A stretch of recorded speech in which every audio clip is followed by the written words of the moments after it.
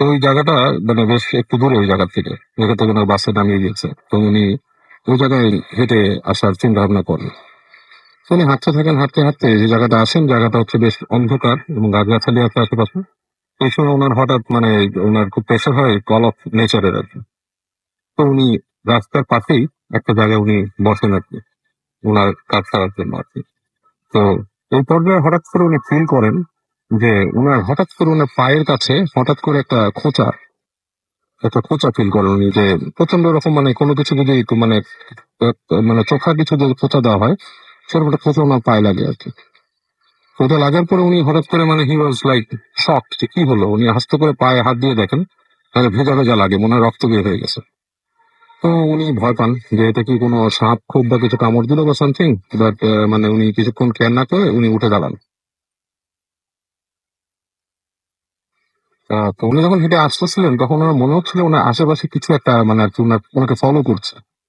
তো উনি আশেপাশে তাকান, কিছুই দেখতে পান না। বেশ মানে আপনার সরসর করে সাউন্ড হয় পেছনে গাছপালার এখানে, এবং মনে হচ্ছে পিছনে কেউ ফলো করতেছে। তো উনি পিছনে তাকান, কিছু দেখতে পায় না। আবছা অন্ধকার, খুব বেশি আলো নাই। তো এই অবস্থায় হাঁটতে হাঁটতে উনি যখন আসেন একটা জায়গায় এসে উনি চাঁদের আলো পান বেশ খানিকটা, দেখে যে চাঁদের আলো রাস্তাটা আলোকিত হয়ে আছে। তো উনি পিছিয়ে দাঁড়ায় দেখে ওনার পিছনে একটা কালো কুকুর আছে। এটা লাইক অ্যারাউন্ড বিহাইন্ড হিম, এটা কুকুর ওনার পেছনে আছে। এই যে ভয় পান, ভয়টা আসলে প্রথমত ওই ইসের না আরকি, ভৌতিক ভয়টা উনি পান না। উনি ফার্স্ট লজিক্যাল ভয়টাই পান, যে কুকুর যদি আবার কামড় টামড় দেয় বা ওনাকে ধরে চেস করে, এই ভয়টা ওনার থাকে। তো উনি আস্তে আস্তে হাঁটেন। উনি সবসময় জানতেন যে কুকুরের সামনে দৌড় দিলে কুকুর চেস করে। এই ভয়ে উনি আস্তে আস্তে হাঁটতে থাকেন। তো যখন উনি হাঁটছেন উনি মানে ভেতরে ভেতরে উনি ভয় পাচ্ছেন বেশ। তো এক পর্যায়ে উনি একটু দোয়া দরুদ পড়া শুরু করেন। তো দোয়া দরুদ যখন পড়া শুরু করেন, উনি পিছনে ফিরে দেখেন কুকুরটা নাই। কুকুরটা নাই যখন দেখে তখন উনি বেশ আরো ঘাবড়ায় যান। এই মাত্র কুকুরটা দেখছি, কোথাও ছিল না। উনি আবার হাঁটেন। তো আবার হাঁটতে হাঁটতে অনেকক্ষণ পর দেখে আবার পিছনে কুকুরটা আছে। উনি বেশ মানে বেশ ভয় পান উনি। তো যেতে যেতে উনি পৌঁছান যেখানে নাকি ওই ঘর বাড়িগুলো আর কি যেখানে আছে, ভাড়া দেয় এরকম কয়েকটা ঘর উনি চিনত। ওখানে চলে আসে। ওখানে গিয়ে উনি একটা বাসার সামনে আপনার যে ওখানে দাঁড়ায় দাঁড়ায় দেখে বাসার ভেতর তেমনটা আলো নাই, মনে হচ্ছে ভেতরে কেউ আপনার হ্যারিকেন বা টুপি কিছু জ্বালার একটা যেরকম সেরকম। তো উনি নক করেন, অনেকক্ষণ নক করার পর কেউ আসে না, এবং উনি পেছনে দেখে তো কুকুরটাও নাই ওনার পেছনে। তো অনেকক্ষণ নক করার পর আসে না, তো উনি দাঁড়ায় থাকতে থাকতে খুব টায়ার্ড হয়ে যান আর কি। তো এক সময় দরজা খুলে আর কি বাসার ভেতর থেকে একটা লোক বেরিয়ে আসে, বেরিয়ে এসে বলে যে কি ব্যাপার। বললো যে আমি এরকম এসেছি, আমার হোটেল দরকার, থাকার জন্য জায়গা দরকার। তো লোকটা বললো যে আমার এখানে রুম নাই, আমি আপনাকে দিতে পারবো না, আপনি যান আমার সামনে যান, অমুক জায়গায় ওনাদের এটা খালি থাকতে পারে, ওখানে এখানে। কারণ বলে যে আপনার এখানে তো এত মানুষ আসার কথা না। তো বলে যে না, আমাদের এখানে ব্যবসার কাজে মানুষ আছে প্রায়, তো তারা এখানে আসছে আর কি, আপনি এখন পারবেন না, ওখানে যান। তো সে বলে ভাই আমাকে একটু আগে একজন রাত্রেবেলা, এত রাত্রে। লোকটা বলে না ভাই, আমার এগুলো দেওয়া সম্ভব না, আমার এখানে ছেড়ে যেতে পারবো না। তো যাক, বাধ্য হয়ে উনি ওই হাঁটা ধরেন ওই রাস্তায় আর কি, ওনাকে যে লোকেশন বলছে ওই রাস্তায়। উনি হাঁটতে হাঁটতে সোজা রাস্তা দিয়ে বামে একটা টানে ওনার নামতে হয়। তো জায়গাটা একটু ঢালু, যেখানে নামবে ওই জায়গাটা মেন রাস্তার থেকে বেশ ঢালু দিকে নামছে আর কি, এবং অনেক গাছপালা ঠিক আছে। তো উনি খুব ভয় পেয়ে ওখানে নামেন। উনি যখন ওখানে নামে, নেমে একটু দূর যাওয়ার পরে দেখে যে ওই কুকুরটা আরো কাছে চলে আসছে ওনার, এবং আরেকটু পর ঝোপের পাশ থেকে আরেকটা কুকুর বেরোচ্ছে। দুইটা কুকুর ওনাকে ফলো করতেছে। এই কুকুরগুলো কোনো শব্দ করে না, মানে নিঃশব্দ ওনার পেছনে পেছনে আসছে। উনি শুধু পায়ের শব্দ পায়। তো ওনার ওই সময় মানে প্রচন্ড মানে ভয় উনি পায়, যে মনে হয় যে মানে এক্সট্রিম লেভেলের উনি ভয় পেয়ে যান, এবং উনি দৌড়ানোর চিন্তা করেও অনেক কষ্ট নিজেকে সংযত রাখেন, যে দৌড়ালে যদি কুকুর চেস করে ওনাকে। তো এইভাবে হাঁটতে হাঁটতে এক পর্যায়ে উনি বাসাটা পান, যেটা বর্ণনা দিচ্ছে। ওখানে যায়, উনি নক করেন, নক করার পর একটা বুড়ি মহিলা দরজা খুলে খুলে বলে, উনি বলে যে এরকম। তো এরপরে আরেকজন লোক আসে ভেতর থেকে, এসে ওনাকে ভিতরে নিয়ে যায়, নিয়ে ওনাকে ওনার কামরা দেখা যায়। তো কামরাটার বর্ণনা উনি এইভাবে দিয়েছিল যে উনি যে দরজা দিয়ে ঢুকছে প্রথমে, সেটা একটা মানে বৈঠকখানা, ড্রয়িং রুম যেটাকে বলে। কিছু মানে চেয়ার সোফা টোফার মতো আছে। আর তার ভেতরে একটা উঠান, বেশ বড় একটা উঠান। উঠানটার ডান দিকে একটা রুম আছে, এবং সেখানে আর কি ওনার থাকার ব্যবস্থা, এবং বাম দিকে আপনার রান্নাঘর, গোসলখানা, এই ধরনের জায়গাগুলো। বাট আলো না থাকাতে জায়গাটাকে খুব হরিফিক মনে হচ্ছে। আকাশের চাঁদ একদিক দিয়ে পড়ছে বাসার ভেতরে, এবং বেশ হরিফিক টাইপের একটা এনভায়রনমেন্ট ওখানে। তো ওনার ভয়টা কাটে নাই, উনি যে একটু আগে কুকুরের ভয়টা পাইছে। তো উনি এক পর্যায়ে জিজ্ঞেস করে বসে, যে লোকটা আসছে মানে ওনাকে এগিয়ে দিচ্ছে, এখানে বুড়ির সাথে ছিল, তাকে জিজ্ঞেস করে যে আমি না আসার সময় আমাকে কুকুর এরকম ফলো করে আসছিল। বলে না, আমাদের এখানে এরকম কোনো কুকুর নাই, মানে মানে এই খালি কুকুর আর কি, যেগুলো ছাড়া কুকুর এরকম কিছু নাই। আর কুকুর পালে গ্রামের মানুষ দু একজন, তাও তারা মানে রাতের বেলা তেরকম বেরোয় না। তো উনি আরো ভয় পান। ভয় পাওয়ার পর উনি ঘরের মধ্যে ঢুকে ঢুকে ওখান থেকে উনি বেরোয় ফ্রেশ হন, উনি রান্না করে গোসলখানা গিয়ে ফ্রেশ হন, ফেরত আসেন। তো উনি যখন বিছানায় শুচ্ছে একটু পরে ওনার দরজার মধ্যে নক করতে থাকে, টক টক করে নক করে। উনি যতবারই জিজ্ঞেস করে কে কে, কোনো উত্তর নেই, কিন্তু ওই নক হয়। তো নকটা অনেকক্ষণ ধরে আপনার চুপচাপ, মানে নক করে যখন উনি উনি রেসপন্স দেয় না তখন চুপচাপ। এবং উনি ডাকলো, তো একবার উনি ভাবে যে নক করে কে, এটা কি এই মানে মোটেলের লোকজন কেউ? তো এই পর্যায়ে উনি একটু টেন্সড হয়, মোটেল লোক কোনো কারণে নক করতে পারে। এদিকে উনি খিদাও লাগছে, উনি ভয়ে খাবারের চিন্তাও করতেছেন না যে ঘটনাটা কি। বেশ শুনশান আশেপাশে, শুধু নকটা হয়। তো উনি এরপরে যে ওই আপনার এক নেক্সট যখন নক হয়, উনি আস্তে আস্তে উঠে উঠে যায়, কেউ কেউ না বলে উনি দরজাটা খুলে ফেলে। দরজা খোলার সাথে সাথে ওনার মানে এক রাশ বাতাস ওই ঘরের মধ্যে ঢুকে, দরজাটা দমকা হওয়ার মতো। উনি বেশ শিরশির করে উঠে শরীরটা, যে বাতাসটা, আর একবার ভাবে যে এখানে তো আসলে সমুদ্রের আশেপাশে এলাকা, বাতাস থাকতেই পারে। তো এটা যখন হয়, উনি যা ঘুরে উনি যখন একবার দরজাটা বন্ধ করতে যাবে, এই সময় ওনার পিঠের মধ্যে মানে চুলের মতো একটা বাড়ি লাগে। উনি যখন ফিরে দেখে যে একটা মানে বিশাল একটা চুলের গোছা।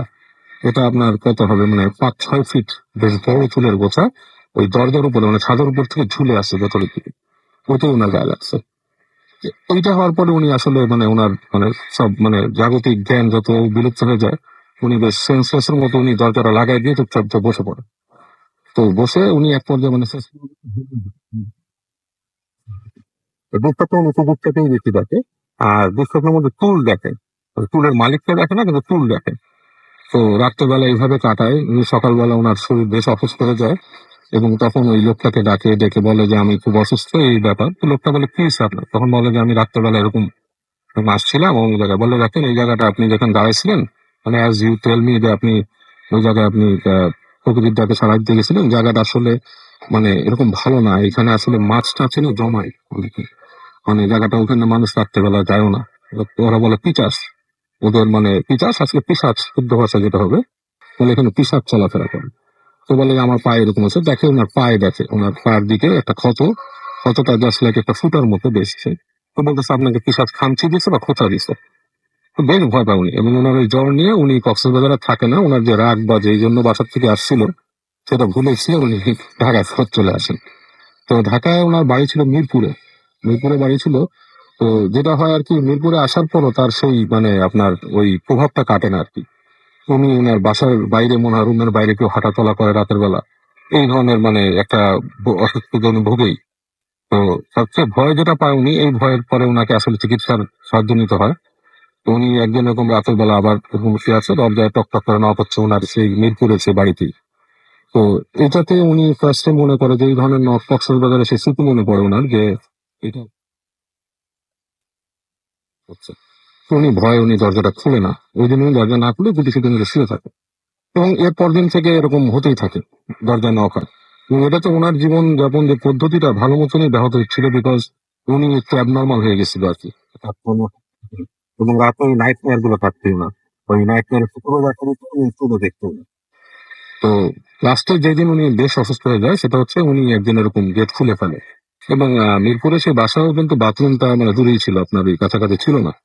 উনি দরজা খুলে যেটা দেখে যে দরজার সামনে দুটা পা, বেশ লম্বা দুটা পা, শুধু মানুষের কোনো ই নাই। দুটা লম্বা পা, এবং বেশ ফর্সা টাইপের দুটা পা, মাটি থেকে মানে যতদূর দেখা যায় দরজার উপর পর্যন্ত দুটা পা। তো ওই দিন উনি যেটা হয়, উনি বেহুশ হয়ে যায়। বেহুশ হওয়ার পরে ওনাদের এলাকার ওইখানে যে মৌলবী আছে, মৌলবী সাহেব, ওনাকে ডেকে নিয়ে আসা হয়। কিন্তু মৌলবী সাহেব ওনাকে বলে যে ওনার উপর বাজে জিনের আসর হয়েছে। ওনাকে দোয়া দুরুদ পড়ে দেয়, তাবিজ দিয়ে দেয়। তো উনি যেটা বলছিল যে এই লেসনটা আমাদেরকে দিছিল এটাই, যেখানে সেখানে পেশাব করতে যাতে না দাঁড়ানো হয়। মানুষ এই জিনিসটা হঠাৎ করে ফেলে, জল বিয়োগ করে যেখানে সেখানে। তো উনি বলতেছিল যে এটার থেকে উনি যে সাফারিংটার মধ্যে গিয়েছিলেন, সেটা যাতে আর মানে অন্য কেউ না করে। এটাই ছিল ঘটনার আসলে।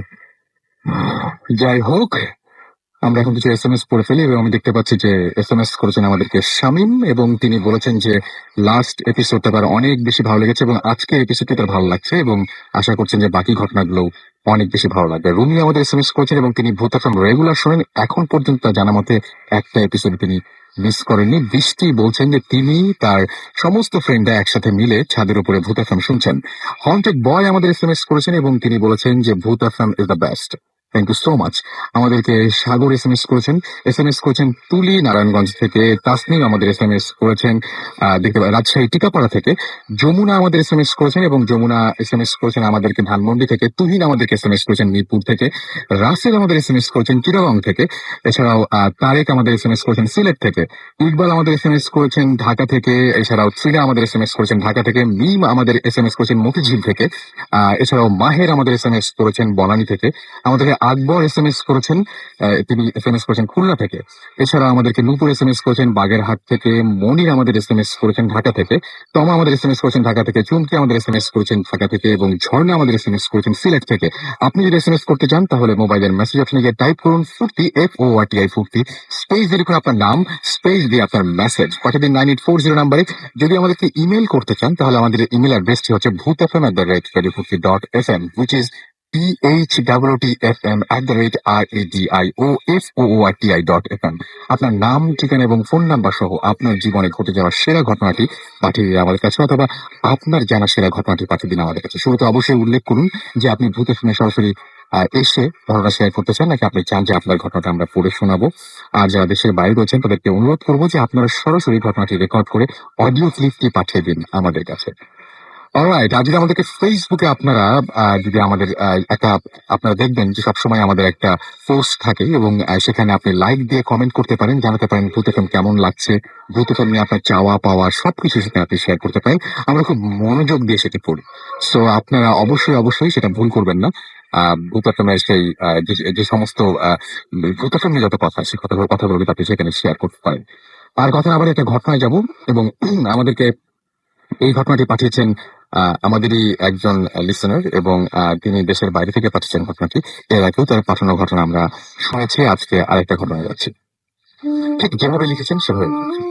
রাসেল ভাইয়া, আসসালামু আলাইকুম। আশা করি ভালো আছেন। ওয়াসিফ সহ ভূত এফএমের সকল শ্রোতাদেরকে আমার সালাম। আমি হানিফ। আমি চট্টগ্রামের আগ্রাবাদে থাকি। বর্তমানে দোহা কাতারে আছি। আমার বন্ধু আরিফ, সে বর্তমানে কাতার হাম জেনারেল হসপিটালে অটোপসি ডিপার্টমেন্টে কাজ করছে। এর আগে আমি ওর সাথে ঘটে যাওয়া কিছু ঘটনা আপনাদের সাথে শেয়ার করেছিলাম। আজ ওর সাথে ঘটে যাওয়া তেমন একটি ঘটনা আজও ওর সাথে।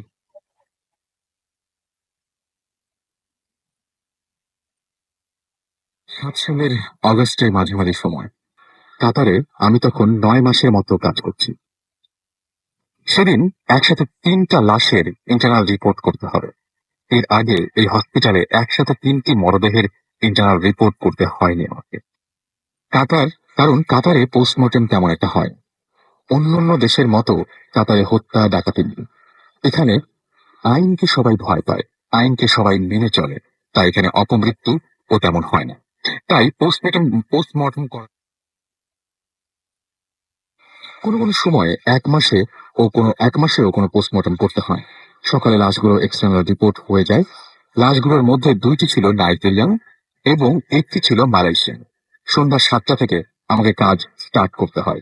2টি মরদেহ রিপোর্ট করতে করতে রাত 11টা পার হয়ে যায়। এরপর একটা ব্রেক নিলাম। বাকি একটি মরদেহের পোস্টমর্টমের কাজ স্টার্ট করতে করতে রাত 12টা পার হয়ে যায়। এর আগে মর্গের বর্ণনাটা একটু দেওয়া দরকার। হসপিটালটা 7 তলা বিশিষ্ট। পোস্টমর্টম এরিয়াটা 4 তলাতে। পোস্টমর্টম এরিয়াতে একসাথে 8টা মরদেহ রাখা থাকে। মরদেহগুলো ফ্রিজারে রাখা থাকে। পোস্টমর্টমের আগে ও পরে মরদেহ সবসময় ফ্রিজারের ভেতর ঢুকিয়ে রাখা হয়। আমি প্রথমে যে পোস্টমর্টম গুলো করেছিলাম তা ঠিক আমার একটু পেছনে ফ্রিজে রাখা ছিল। ব্রেক শেষ করে বাকি একটি মরদেহ পোস্টমর্টম করার জন্য আমি লিস্টে করে 4 তলার মর্গে দেখে আসছিলাম। মর্গ এরিয়াটা তখন অনেক নির্জন ছিল। শুধুমাত্র ইমার্জেন্সিতে কিছু লোক অন্যান্য ফ্লোরে ক্লিন করছিল। মর্গের দরজার ঠিক 15-20 গজের দিকে আসতেই শুনতে পেলাম বিকট একটা শব্দ। শব্দটা ঠিক মর্গের ভিতর থেকে আসছিল। শব্দটা ছিল ঠিক লোহা বা লাঠি দিয়ে মর্গের দরজাতে আঘাত করার মতো। মর্গের দরজাটার পাশে যেতেই শব্দটা শুনতে পেলাম না। এরপরেও আমি তেমন বেশি কিছু ভাবিনি, কারণ মর্গের ভেতর কেউ ঢুকবে এমন সম্ভাবনা একদম ছিল না। তাছাড়া মর্গের দরজা সবসময় কার্ডলক করা থাকে। আর তখন শুধুমাত্র আমার কাছেই ছিল মর্গে ঢোকার কার্ড। এত কিছু আর চিন্তা করি, কারণ এই পোস্টমর্টম জীবনের শুরু থেকেই আমাকে অনেক কিছুর সামনাসামনি হতে হয়েছে। অনেক কিছু দেখতে, অনেক কিছু শুনতে, মর্গের দরজা খোলার জন্য যেতেই ঠিক দরজা নিয়ে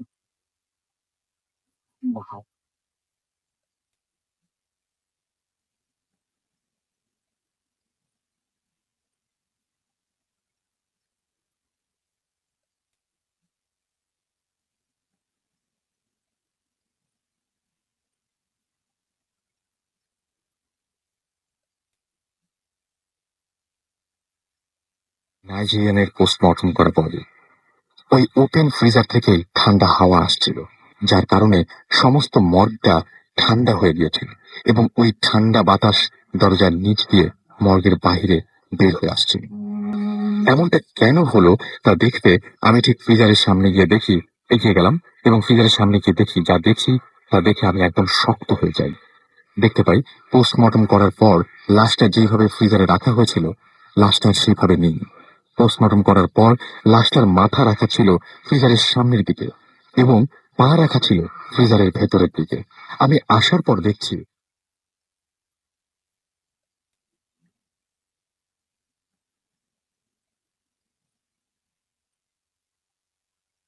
কোনো সম্ভাবনা নেই, কারণ প্রতিটি ফ্রিজার বাহির থেকে বন্ধ করা ছিল।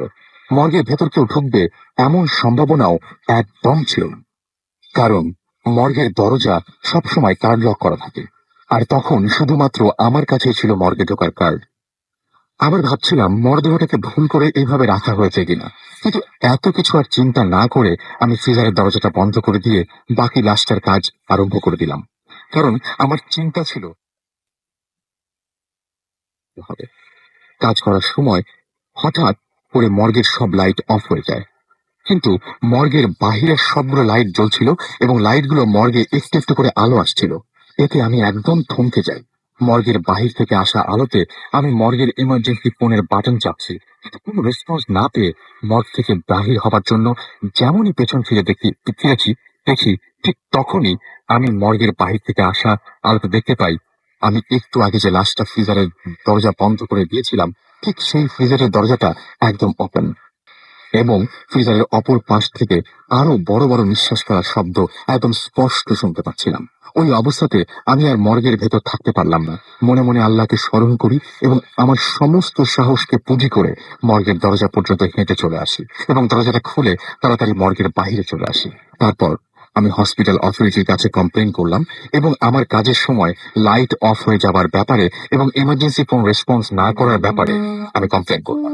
এরপর হসপিটাল অথরিটির একটা দল ব্যাপারটা দেখতে এলো, এবং তারা মর্গে যায়।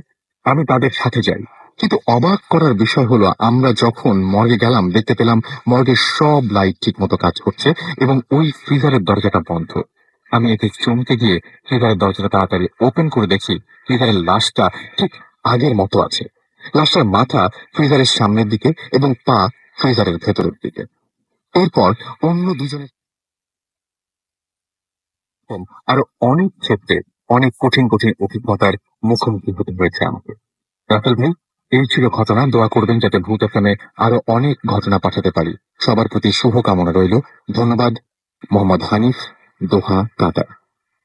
আমরা একটা চমৎকার ঘটনা শুনলাম, এবং হানিফ আপনাকে আপনি রেগুলারলি ঘটনা পাঠান, এবং এই জন্য আপনাকে অনেক অনেক অনেক অনেক অনেক অনেক ধন্যবাদ। এবং আপনি ঘটনাগুলো আমাদের জন্য কালেক্ট করছেন, সেই জন্য আপনাকে অনেক অনেক ধন্যবাদ। এবং আমি চাইবো যে আরো অনেকেই যেন হানিফ ভাইয়ের মতন আমাদের এই ঘটনা পাঠান। শুধু একটা জিনিস খেয়াল করবেন যে আহ যে কোনো জায়গায় প্রিন্টেড কোনো স্টোরি আমাদের পাঠাবেন না, যে ঘটনাটা আপনি জানেন এবং যেটা কোনো জায়গায় প্রিন্টেড না এবং কোনো জায়গায় শেয়ার করা হয়নি, সেই সমস্ত ঘটনা আমাদেরকে পাঠাবেন। আরো একবার এই সুযোগে ইমেল অ্যাড্রেসটি মনে করে দিয়ে আপনাদেরকে ভূত @রেডিও50.fm। চলে যাবো একটা ব্রেকে। ব্রেকের পরে ফিরে আসবো এখনই। কোথাও যাবেন না, আমাদের সাথে থাকুন। Stay tuned radio 50 and stop Bhoot FM tonight.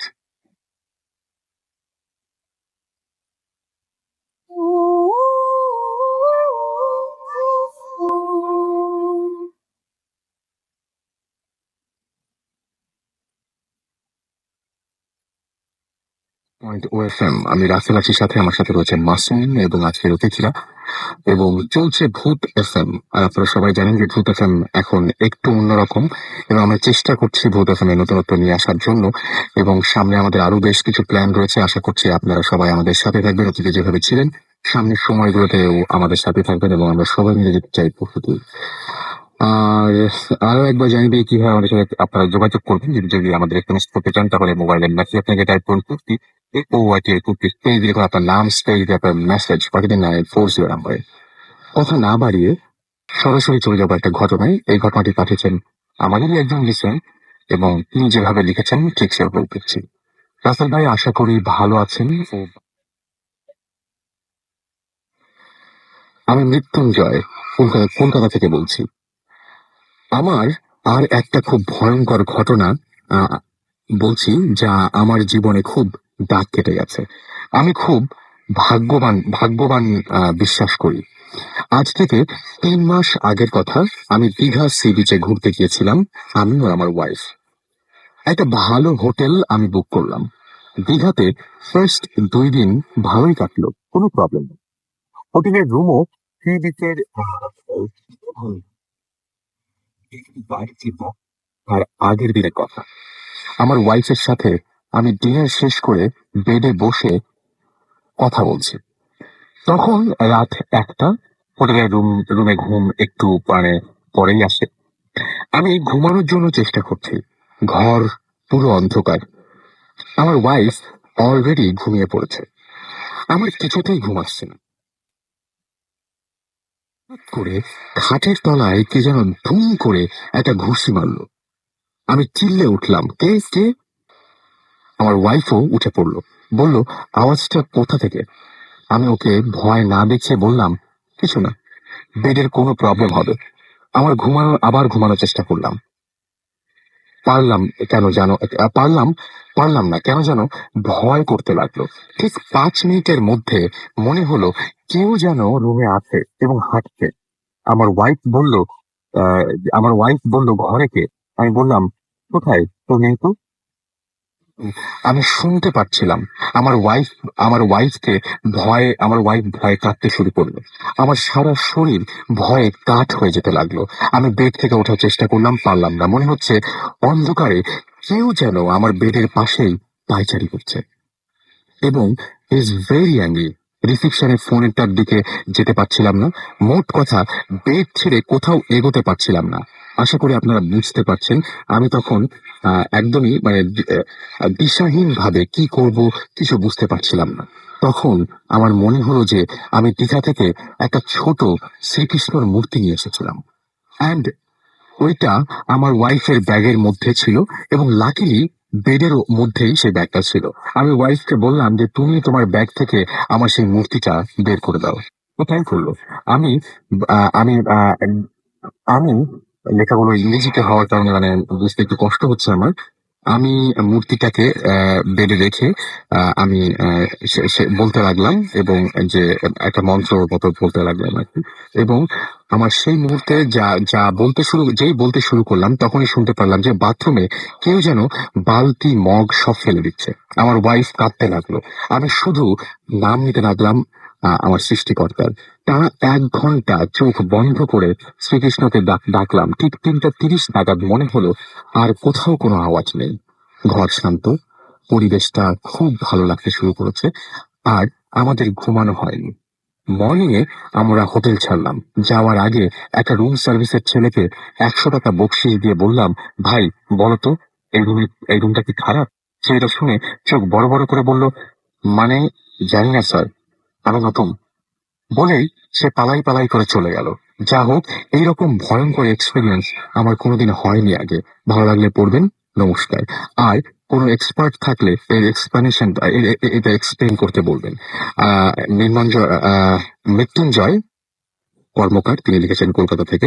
আপনাকে অনেক ধন্যবাদ। আমি যে জন্য এই ঘটনাটা পড়লাম সেটা হচ্ছে, আসলে হঠাৎ করে ঘুম ভেঙে গিয়ে আপনি যদি মনে হয় যে আপনার রুমের মধ্যে কেউ আছে, এবং আপনি মুহূর্তের মধ্যে একদম স্থির হয়ে গেছেন, আপনার বিছানা থেকে নড়তে পারছেন না, কে রুমের মধ্যে আছে বুঝতে পারছেন না, কোনো কিছু দেখতে চাইলেও সেটা দেখতে পাচ্ছেন না, কাউকে এই সময় অনেকেই আমার কাছে এরকম অনেক কিছু শেয়ার করেছেন যে বলেন যে ওই সময় নাকি অনেক সময় জানার সুরাও মনে থাকে না। ভুল হয়ে যায়। এরকম ভয় মানে ভয়ে যা হয় আরকি। তো এরকম হঠাৎ করে যদি ঘুম ভেঙে আপনিও যদি ফিল করেন যে আপনার ঘরের মধ্যে ২য় একজন আছে বা আপনারা যদি দুজন থাকেন তাহলে ৩য় একজনের অস্তিত্ব আছে, তাহলে ব্যাপারটা কিন্তু আসলেও ভয়ের। এবং এই ভয়টা যদি একবার ধরে ফেলে না, তাহলে সবাই সহজে ছাড়তে চায় না। মানে বাকি রাতটা আপনার মনেই হবে যে আপনার সাথে উনিও আপনার ঘরের মধ্যে কারো জীবনে ঘটুক, বাট আবার চাইও ঘটুক, কারণ তাহলে আমরা নতুন ঘটনা পাবো আপনাদের কাছ থেকে। চলে যাচ্ছে একটা ছোট্ট বিরতিতে এবং বিরতির পরে আবারও ফিরে আসছি।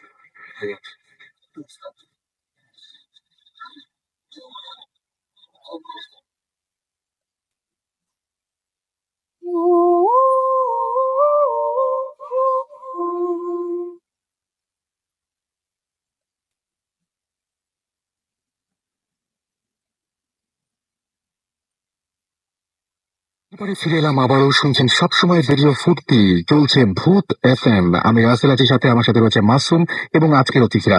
আমি দেখতে পাচ্ছি যে অনেকেই আমাদের সাথে কমিউনিকেট করছেন এবং অনেকে আমাদেরকে এসএমএস পাঠাচ্ছেন। এসএমএস একটু পরেই পড়ি। আমি আরো কিছু ঘটনায় যেতে চাচ্ছি এবং তার আগে জানিয়ে দিই যে যদি আপনারা কেউ তারপরে এসএমএস পাঠাতে চান তাহলে আমাদের এসএমএস করার নিয়ম হচ্ছে মোবাইলের মেসেজ থেকে টাইপ করুন ফুর্তি FORTI ফুর্তি, স্পেস দিয়ে লিখুন আপনার নাম, স্পেস দিয়ে আপনার মেসেজ পাঠিয়ে দিন 9840 নাম্বারে। যদি কেউ আমাদের ঘটনায় ইমেইল করতে চান তাহলে আমাদের ইমেল অ্যাড্রেসটি হচ্ছে bhutfm@radiofurti.fm, which is BHWTFM@RADIOFORTI.fm। আপনার নাম, ঠিকানা এবং ফোন নাম্বার সহ আপনার জীবনের সেরা ঘটনাটি পাঠিয়ে দিন আমাদের কাছে এবং ঘটনার শুরুতে অবশ্যই উল্লেখ করুন যে এই ঘটনাটি আপনি স্টুডিওতে এসে সরাসরি শেয়ার করতে চান নাকি আপনি চান যে আমরা আপনার হয়ে ঘটনাটা বলে দেবো। আর যারা দেশের বাইরে আছেন তাদেরকে অনুরোধ করবো, প্লিজ প্লিজ প্লিজ আপনারা আপনাদের ঘটনাটি রেকর্ড করুন এবং অডিও ক্লিপটি পাঠিয়ে দিন আমাদের কাছে। আর ফেসবুকে কমিউনিকেট করতে চান, আমাদের একটা পোস্ট রয়েছে, সেখানে যদি কেউ কমেন্ট করতে চান, শো নিয়ে কোনো আলোচনা করতে চান, অর্থাৎ ভূত এফএম নিয়ে কোনো আলোচনা করতে চান, আলোচনা চালিয়ে যেতে পারেন। আজকে যে এসএমএস গুলো আছে সেই এসএমএস তো পড়বোই, সাথে সাথে পোস্ট করে কিন্তু আমরা অনেকদিন পর্যন্তই মানে মোটামুটি উইকের বিভিন্ন সময় আবার দেখি, চেক করি। সুতরাং এটা কিন্তু একটা ভালো উপায় যে আপনি যেটা লিখছেন সেটা থেকে গেল। এই হচ্ছে নিয়ম কানুন সবকিছু। আর আমরা এখন সরাসরি চলে যাবো ঘটনায় এবং আমার সঙ্গে এই মুহূর্তে এসে উপস্থিত হয়েছেন হাবিব ভাই। এবং হাবিব ভাই এর আগে বহু আগে একবার স্টুডিওতে এসেছিলেন। আমি হাবিব ভাই, তারপরে আপনি একবার ফর্মালি আপনার নাম এবং পরিচয়টা দিয়ে আপনার ঘটনাটা শুরু করুন। থ্যাংক ইউ রাসেল ভাই। হাই ডিয়ার লিসনার্স, আমি হাবিব বলছি, আমি এসেছি গুলশান এক থেকে। তো রাসেল ভাই সরাসরি ঘটনায় চলে যায়। এই ঘটনা হচ্ছে আপনার উত্তরবঙ্গের। উত্তরবঙ্গের এই মুহূর্তে শহর অঞ্চলে যায়। আমি একটা খালি কথা বলবো, সেটা হচ্ছে আপনি আমাদের একটা অডিও ক্লিপ পাঠিয়েছিলেন, জি, যেটা রাজশাহীর একজন রিক্সাওয়ালার বোধ হয়, জি। আগে তিনি হচ্ছে চিতাখোলায় কাজ করতেন, পরে রিক্সাওয়ালা হয়ে গেছেন। নামটা হচ্ছে চিত্তন দাস। চিত্তন দাস, এটা হচ্ছে সেই হাবিব ভাই। আমি আরেকটু পরিচয় করে দিলাম আর কি। এবার আপনার ঘটনায় যায়। Thank you. তো ডিউরিং 1946 থেকে 48 তখন দেশ ভাগ হয়। এই সময় পশ্চিমবঙ্গ থেকে বেশ কিছু মানুষ রাজশাহী অঞ্চলে চলে আসে বা পূর্ববঙ্গে চলে আসে থাকার জন্য। তো আমি বিশেষ কারণে নামগুলো বলছি না সঙ্গত কারণে। তো একজন হাজী সাহেব ছিলেন, উনি চলে আসেন পূর্ববঙ্গে। এসে বেশ ভালো, বেশ বড় একটা জায়গা কিনেন আর কি। ওটা অ্যাকচুয়ালি, তো ওটা উনি খুব সস্তায় পেয়ে যান। তো কিনে ফেলেন। এটাকে ধীরে ধীরে ভরাট করে উনি ঘর তোলেন। ওনার ছেলে পেলে ছিল, ওনার 3 ছেলে এবং 3 মেয়ে। তো ওনাদেরকে ভাগ করে দেন এক সময় এসে জায়গাগুলো। নিজে একটা আপনার মসজিদ তুলেন এখানে। অ্যাজ এ ফ্যামিলি, যৌথ পরিবার যেভাবে থাকতো, বাট স্টিল উনি ভাগ করে দিয়েছেন আর কি সবাইকে জায়গা। তো যেহেতু উনি একটু ধার্মিক মানুষ ছিলেন, জায়গাটা কেনার পরে একটা পর্যায়ে উনি বুঝতে পারলেন যে কিছু সমস্যা রয়েছে। একটু ব্যাকডেটেড এরিয়া আর কি, শহর অঞ্চলের বাইরে ওই সময় বেশ জঙ্গলযুক্ত। তো বিভিন্ন ভাবে স্লোলি আস্তে আস্তে ওনার প্রবলেম শুরু হয়, তার ফ্যামিলির উপর বিভিন্ন রকম আঘাত আসতে থাকে। যেমন প্রথম যেটা হয়, ওনার বড় মেয়ের আহ, বাচ্চা হয় দুটা, একটা ছেলে এবং একটা মেয়ে।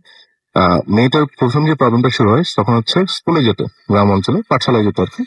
যাওয়ার সময় মাঝপথে একটা কবর পড়তো আর কি। তো কবরস্থান আর কি। ওখান থেকে যাওয়ার সময় সে একবার কিছু একটা দেখে ভয় পায়।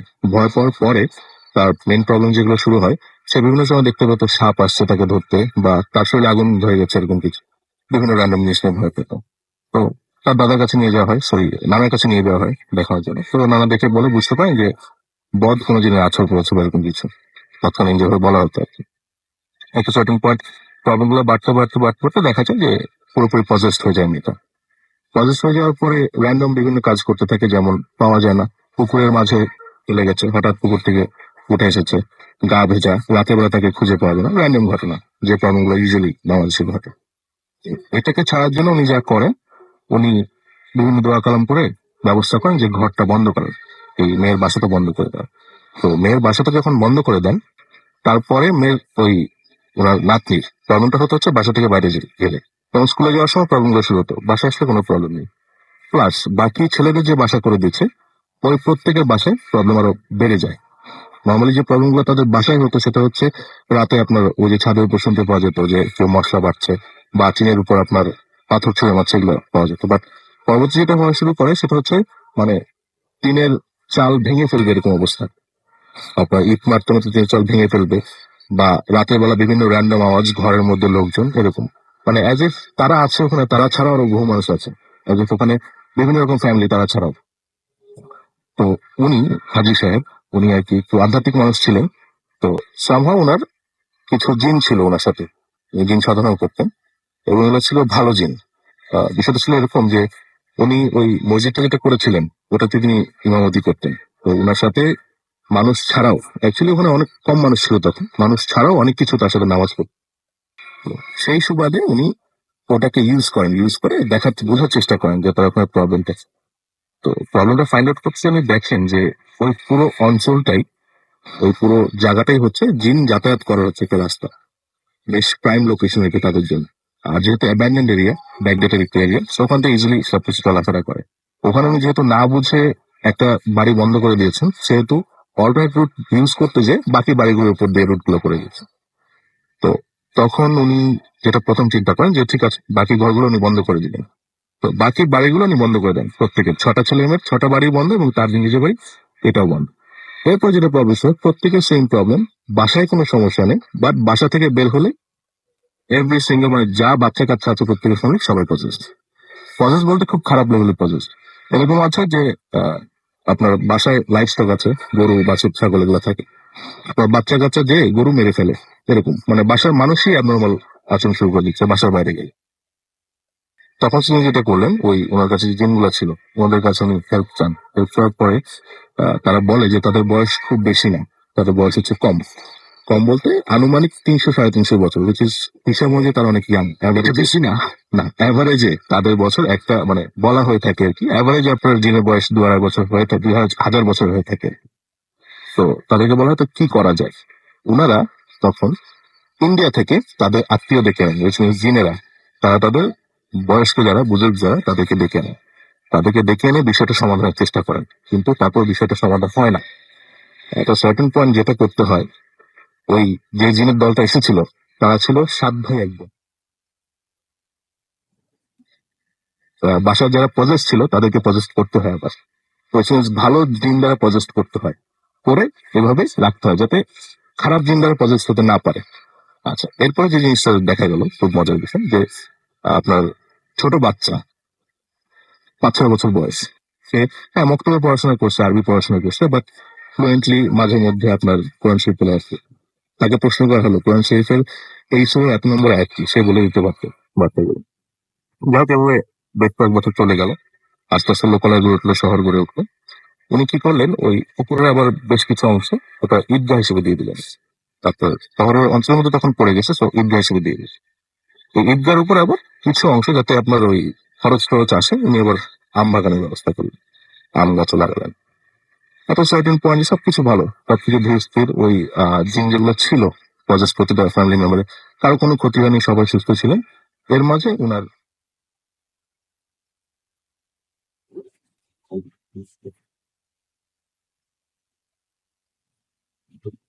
দিয়ে পারতেন। তো সে বিকালবেলা খেলতে গেছিল আপনার এই ঈদগাহ মাঠে। ঈদগাহ খেলতে যাওয়ার পর তাকে সন্ধ্যা হয়ে গেছে, পাওয়া যাচ্ছে না, পাওয়া যাচ্ছে। পরে লাস্টে খুঁজে পাওয়া গেল পুকুরের মধ্যে, পুকুরের বাকি জন তাকে নিয়ে আসা হলো, সে তখন জীবিত, অজ্ঞান অবস্থায় জীবিত। আপনার অনেক ঝাড়ফুঁক করা হলো, ডাক্তার তখনও তেমন একটা অ্যাভেলেবল ছিল না, স্টিল এখনো খুব একটা অ্যাভেলেবল নয় জায়গায়। তো ট্রিটমেন্ট করার পরে দেখা গেল যে বাচ্চাটা আপনার আহ, অনেকটা বিকলাঙ্গ অবস্থা হয়ে গেছে, মানে সে ঠিক মতো কথা বলতে পারছে না, চাহনি একটু অন্যরকম, হাত পা নাড়াচাড়া করতে পারতেছে না। প্রথমে প্যারালাইজড অবস্থায় ছিল, পরবর্তীতে দেখা গেল যে মেন্টালি ডিসেবলড হয়ে গেছে। তো এটা নিয়ে অনেক ঢাকা শহরে আসা হলো, বিভিন্ন জায়গায় বিভিন্ন কিছু ট্রাই করা হলো। তো মানে কারণটা পাওয়া গেল না, কি হলো। তো উনি আবার ওই ওনার যে পরিচিত জিন ছিল ওনাদেরকে আবার ডাকলেন, দেখে জিজ্ঞেস করলেন কি। তো তখন সেটা জানতে পারলাম, উনি যেটা জানতে পারলেন যে যতটুকু করা সম্ভব না, কারণ তারা তো মেম্বার সংখ্যা কম, কিন্তু এখানে তো মানুষের মেম্বার সংখ্যা বেড়ে যাচ্ছে। এই বাচ্চাটা দুপুরে গিয়েছিল, তখন তাকে একলা পেয়ে, যেহেতু সব বাড়িগুলো বন্ধ করে দিছে, ও একমাত্র ছিল যাকে ভরা সম্ভব, ওকে ধরে ক্ষতি করে দিছে, সিভিয়ার লেভেলে ক্ষতি করে দিছে। তারপর এখন জানতে চাওয়া হলো যে এটার সলিউশন কি। সলিউশন হলো যেটা দিল, দুটো সলিউশন দিল। একটা হচ্ছে যারা এখানে আসে তারা অ্যাকচুয়ালি এখানকার বাসিন্দা না, এর উপর দিকে যাতায়াত করে। এরা হচ্ছে বিভিন্ন র্যান্ডম জায়গা থেকে যাতায়াত করে, it leads to after India কাছে, বর্ডার এরিয়া। তো যেটা করা হলো যে আইদার ইউ হ্যাভ টু, মানে আপনাকে আরেকটা জমি কিনে দিতে হবে, যে এই পুরো বাউন্ডারিটা আমি ব্লক করে ফেললাম, রাস্তাটা যাতে তারা, রুটটা যাতে তারা অল্টারনেট ভাবে নিতে পারে, এবং এই জমিটা যে অবস্থায় ছিল অ্যাবান্ডেন্ট, ওই জমিটা অ্যাবান্ডেন্ট থাকতে হবে। উইচ মিনস আপনার ঘিরে এমন ভাবে করে দিতে হবে যে কোন ট্রেস পাসার না থাকে, কেউ যাতায়াত করতে না পারে সেরকম। তো উনি সেভাবে করে দিলেন। প্রায় 4.5 বিঘা জমি পাশে উনি কিনে বাউন্ডারি করে একদম দিয়ে দিলেন। Everything is fine. চেষ্টা করা হলো যে বাচ্চাটাকে সুস্থ করা যায় কিনা। তো সুস্থ মোটামুটি হয়ে আসি। হয়ে আসার পরে আপনার দুর্ভাগ্যক্রমে সিটি কর্পোরেশন জায়গাটাকে অ্যাকোয়ার করে নেয়, মানে খাস জমি হয় আর কি, সরকারি খতিয়ান অনুযায়ী। তো পরবর্তী অ্যাকোয়ার করে নেওয়ার পরে ওখানে আপনার মানে প্রাইভেট সেক্টরে আপনার বাসা বাড়ি তৈরি হয়। তো লজিক্যালি উনি জায়গাটা সেট করতে পারেন না, মানে অল্টারনেটিভ উত্তর দিয়েছিলেন। তো বাচ্চাটা নাতিটা পারলো আরো, তারপরে বয়স এখন প্রায়, এখনো পুরোপুরি ডিজেবল, কিন্তু জিন, ভালো জিনগুলা তারা ট্রিটমেন্ট স্টিল চালিয়ে যাচ্ছেন তাদের ফ্যামিলির কথা অনুযায়ী, কারণ কারো না কারোর উপর তো পজিটিভ অবস্থা থাকে সেফটি প্রোভাইড করার জন্য। তো জিজ্ঞেস করলে ওরা বলে যে এতটুকু ক্ষতি হয়েছিল, যেমন আগে তো সে পুরোপুরি নড়াচড়া করতে পারতো না, এখন সে মানে মেন্টালি ভালো, কিন্তু ফিজিক্যালি বেশ কিছু প্রবলেম আছে। হয়তো হাঁটাচলা করতে পারে না, বাট মানে মানুষের কথা বুঝতে পারে। না, কিন্তু উনি মারা গেছে, হাজিতে উনি এখন মারা গেছে। তো এখনো খারাপ বলতে আমি এক্সাম্পল দিই এরকম, যে রিসেন্ট টাইমে ওনার মেজর ছেলে, ছোট মেয়ে বিয়ে হয় আর কি। এটা গত বছরের 17ই ফেব্রুয়ারি কথা। বিয়ের পর দিন ফ্যামিলি তো নিয়ে যায়, মানে মেয়ের বাড়িতে যেতে হয়। তো জামাই সহ গেছে মেয়ের বাড়িতে, থাকার পরে ওখানে যাওয়ার পর সারাদিন আপনার বিভিন্ন আশেপাশে যেহেতু আত্মীয়, কিছু আত্মীয় এসেছে দেখতে, আর কিছু বাসায় যেয়ে দেখা করতে হয়েছে আর কি। তো হচ্ছে দেখা টেখা করতে করতে রাত 10:30 কি 11:30, এই টাইমে আপনার বড় খালার বাসা থেকে আপনার ওই মেয়েটা এবং তার হাজবেন্ড হেঁটে আসছে। ডিস্টেন্স হবে ধরেন 0.5 কিলো, মানে ওই একই এরিয়ার মধ্যেই তো। মানে ওই বাড়ি এবং শ্বশুর বাড়ি, দুই বাড়ির মধ্যে জায়গাটা হচ্ছে আপনার ঈদগাহ রাস্তা, ঈদগাহ মাঠের মধ্যে হেঁটে আসার সময় হঠাৎ হাজবেন্ড যে, তার মনে হচ্ছে যে পুরো মাঠ ভর্তি মনে হচ্ছিল, প্রচুর মানুষ, কিন্তু দেখতে পাওয়া যাচ্ছে না। হাতে টর্চ ছিল, একটু অন্ধকার, বাট সিটি কর্পোরেশন লাইট আছে, লাইট দিয়ে দেখছে না, এভরিথিং ইজ ফাইন। আপনার পুকুরের দিকে লাইট দিল, কেউ নাই, কিছু নেই। দূরে আপনার রাস্তার লোক দেখা যাচ্ছে, সবকিছু আছে, এভরিথিং নর্মাল, বাট মনে হচ্ছে এই এরিয়াটা শত শত মানুষের ভরা। আপনার ওই শ্বশুর বাড়ির গেটের কাছাকাছি আসলে 5-10 মিটার আগে যেটা হয়, মেয়েটার ওড়নাটা কিছু একটা টেনে ধরে। টেনে ধরে বলতে এত হার্ডলি টেনে ধরে, ও সেফটি বা ব্রুচ ইউজ করতো আর কি, জাস্ট ওড়না ঠিক রাখার জন্য। ওটা ভেঙে মাটিতে পড়ে যায়। ও তখন ঘুরে তাকিয়ে দেখে, মেয়েটা তাকিয়ে দেখে তার হাজবেন্ড হচ্ছে পিছনে আরো প্রায় 4-5 মিটার দূরে। আর এত দূর আপনার ওড়নাটা জাস্ট বাতাসে কেউ ধরে আছে। ও তখন ভয় দৌড় দেয় এবং ওড়নাটা জাস্ট থেকে যায়। আচ্ছা, এরপর হাজবেন্ডটা ওখানে থাকে। হাজবেন্ডটা ফর সাম রিজন ফ্রিজ হয়ে যায়, নড়তে পারতেছে না। কিছুক্ষণ পর আল্লাহর কালাম পরে দোয়া দূর পরে, মানে যতটুকু সম্ভব, তারপরে জিনিসটা শিথিল হয়। বাট এর মাঝে সে যেটা ফিল করে যে তার আশপাশে প্রচুর লোক এবং তাকে দেখছে, অ্যাজ ইফ নতুন জামাই দেখতে আসে না মানুষ, সেরকম তাকে দেখছে। ডিফারেন্ট ল্যাঙ্গুয়েজ বোঝা যাচ্ছে না, বাট সে ফিল করছে আশেপাশে মানুষ। তো যখন জিনিসটা শিথিল হয় তখন সে বাসায় যায় আর কি, বাসায় গিয়ে জিনিসটা ডিসকাস করার পরে প্রাইমারিলি কোনো কিছু জানতে পারে না। ওদিন রাতে যেটা হয়, ওদিন রাতে শোয়ার পরে তাদের যে রুমটা হচ্ছে বাসার একটা কর্নারে। সো দুই সাইডে আপনার জানলা আছে। এক সাইডেরটা হচ্ছে বাসার পিছনে আপনার ঈদগাহ মাঠ, আর আরেক পাশে হচ্ছে পাশে আরেক খালার বাসা, সে দুটোর মাঝে একটু ফাঁকেই। তো খালার বাসা থেকেও আপনার লাইট আসে, রাত্রেবেলা লাইট জ্বালানো থাকে, বারান্দার লাইট, আর পিছনে ঈদগাহ মাঠে সিটি কর্পোরেশনের লাইট। রাতে যখন তারা ঘুমাচ্ছে, সারা রাত আপনার হাজবেন্ড তাকে খেয়াল করে যে জানালায় 7 জন 8 জন মেয়ে মানুষ চুল সহ তারা মানে উঁকি দেওয়ার চেষ্টা করছে, ছায়াটা দেখতে পাচ্ছে, ফিজিক্যাল কোনো মানুষটা। আই মিন গ্লাস কিন্তু ট্রান্সপারেন্ট, বাট ওই আলোর কারণে মনে হচ্ছে একটা ছায়া, বেশ কিছু ছায়া দেখার চেষ্টা করে। অনেক খেয়াল করে দেখে একটা সার্টেন ছায়া, যেটা হচ্ছে বেশ চুল বড় এবং চুলের মাঝে একটা গিট দেওয়া আছে আর কি। দেখে মনে হচ্ছে মানে কার্যকলাপ দেখে মনে হচ্ছে যে she is the main one, সে দেখার চেষ্টা করছে। তো যাই হোক, রাতটা কোনোভাবে পার হয়। পরবর্তীতে পরদিন সে শ্বশুর বাড়িতে ডিসকাস করে জিনিসটা। তো আবার বড় খালার মেয়েকে জিজ্ঞেস করা হয় যে ইউজুয়ালি পজেস্ট অবস্থা থাকে ভালো জিন দ্বারা। তো সে বলে যে ওগুলো কোনো ভালো জিন ছিল না, অবশ্যই খারাপ জিন ছিল। তারপরেও তারা আগের দিন কোনো ক্ষতি করতে চায়নি, বাট নতুন জামাই সেটা দেখার জন্য তারা বেশি করে বসেছিল। আচ্ছা। মানে ওই জায়গাটা স্টিল নাও এখন কিন্তু আপনার আহ, একটু প্রিসাইজ লোকেশন বলে দিই, তাহলে আইডিয়া হবে আপনার, বাট নামটা বলবো না। নাম কিছু বলতে হবে না, তবে আমি বলবো যে যেটা শুনছেন এটা সত্যি ঘটনা, কারণ আমি যাদের সাথে ঘটেছে তাদেরকে চিনি। জায়গাটা হচ্ছে শহরের কোন একটা ট্রেন স্টেশনের পাশেই, মানে রাজশাহীর কোন একটা মেইন টাউনের সিটি বাইপাস এবং ট্রেন স্টেশনের পাশে প্রাইম লোকেশনের জায়গাটা। এবং এখনো ওই জায়গাটা মোটামুটি ব্যাক ডেটেড এইসব কারণে, মানে মানুষ আচ্ছা সহসা আচ্ছা আচ্ছা। বাসা টাসা করতে বাড়ি করতে চায় না, অনেক খালি জায়গা আছে। এবং পাশে আমাদের ওখানে এখন মানে পুকুর রয়েছে, প্রায় 2 বিঘার মতো জায়গা পুকুর রয়েছে, যেটা সিটি কর্পোরেশন আন্ডার হওয়ার পরেও সেলিং প্রাইস মাত্র 1.5 লাখ টাকা। তারপরেও কেউ কিনতে চায় না। আচ্ছা, এইরকম অবস্থা, এইরকম অবস্থা, এখনো এরকম অবস্থা, ভয়াবহ অবস্থা তার মানে। এবং ওই এরিয়াতে বেসিক্যালি একটা দিঘি অঞ্চল ছিল, দিঘি ছিল জায়গাটা। তো জায়গাটার এরিয়াটাও একটা দিঘি দিয়েই নাম। দিঘিটা এখন ছোট হয়ে গেছে। আপনাকে দিঘিটার ব্যাপারে একটা ঘটনা বলেছিলাম যে অনেক সাপ এসেছিল, বাচ্চাটাকে রাইট বাঁচাতে রাইট। পারে। হাবিব, আমি জানি যে আপনি একজন ফটোগ্রাফার, জি, সো আমরা ওই জায়গায় একটা ছবি পেতে পারি না? মানে অবশ্যই চেষ্টা করি। অবশ্যই পেতে পারে। যদি পাই তাহলে প্লিজ আমাকে মেল করবেন, আমরা সবাইকে ওই জায়গাটা দেখাতে চাই। অবশ্যই। জায়গাটা দেখালে মানুষজন আরো অনেক বেশি ইমাজিন করতে পারবে অনেক কিছু, এবং জি জায়গাটা তো অনেকে চেনেনও, ঠিক জি, মানে ভালো হয়েছিল।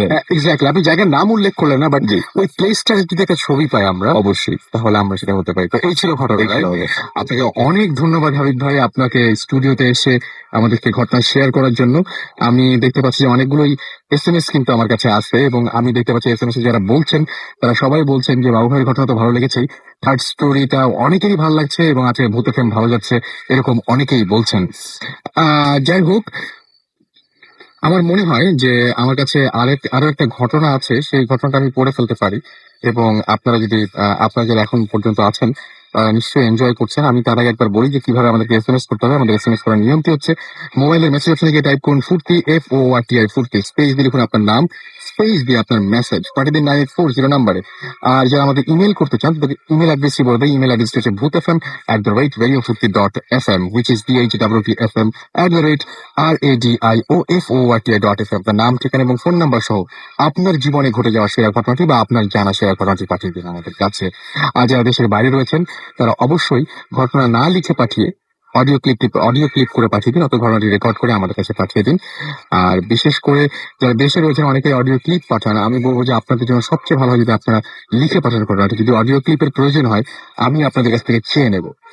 অলরাইট, আমরা চলে যাব ঘটনায়, এবং এই মুহূর্তে আমার কাছে যে ঘটনাটি রয়েছে তারা কিছু এসএমএস করতে হবে। এসএমএস এর মধ্যে আমি দেখতে পাচ্ছি যে আমাকে কামরুল এসএমএস করেছেন, এবং কামরুল এসএমএস করে বলেছেন যে থার্ড স্টোরিটা আসলে was really nice.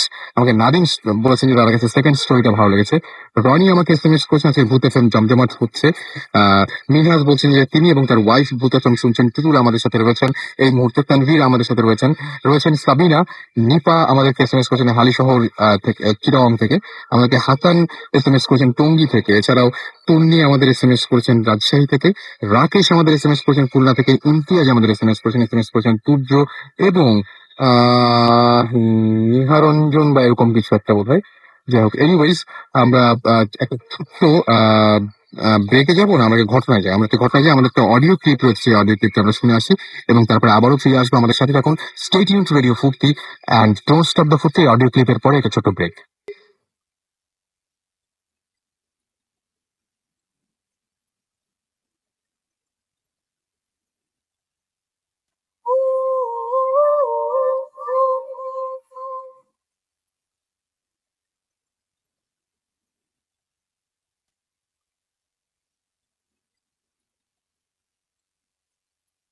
Hello listeners, আমি এরফান বলছি দক্ষিণখান থেকে।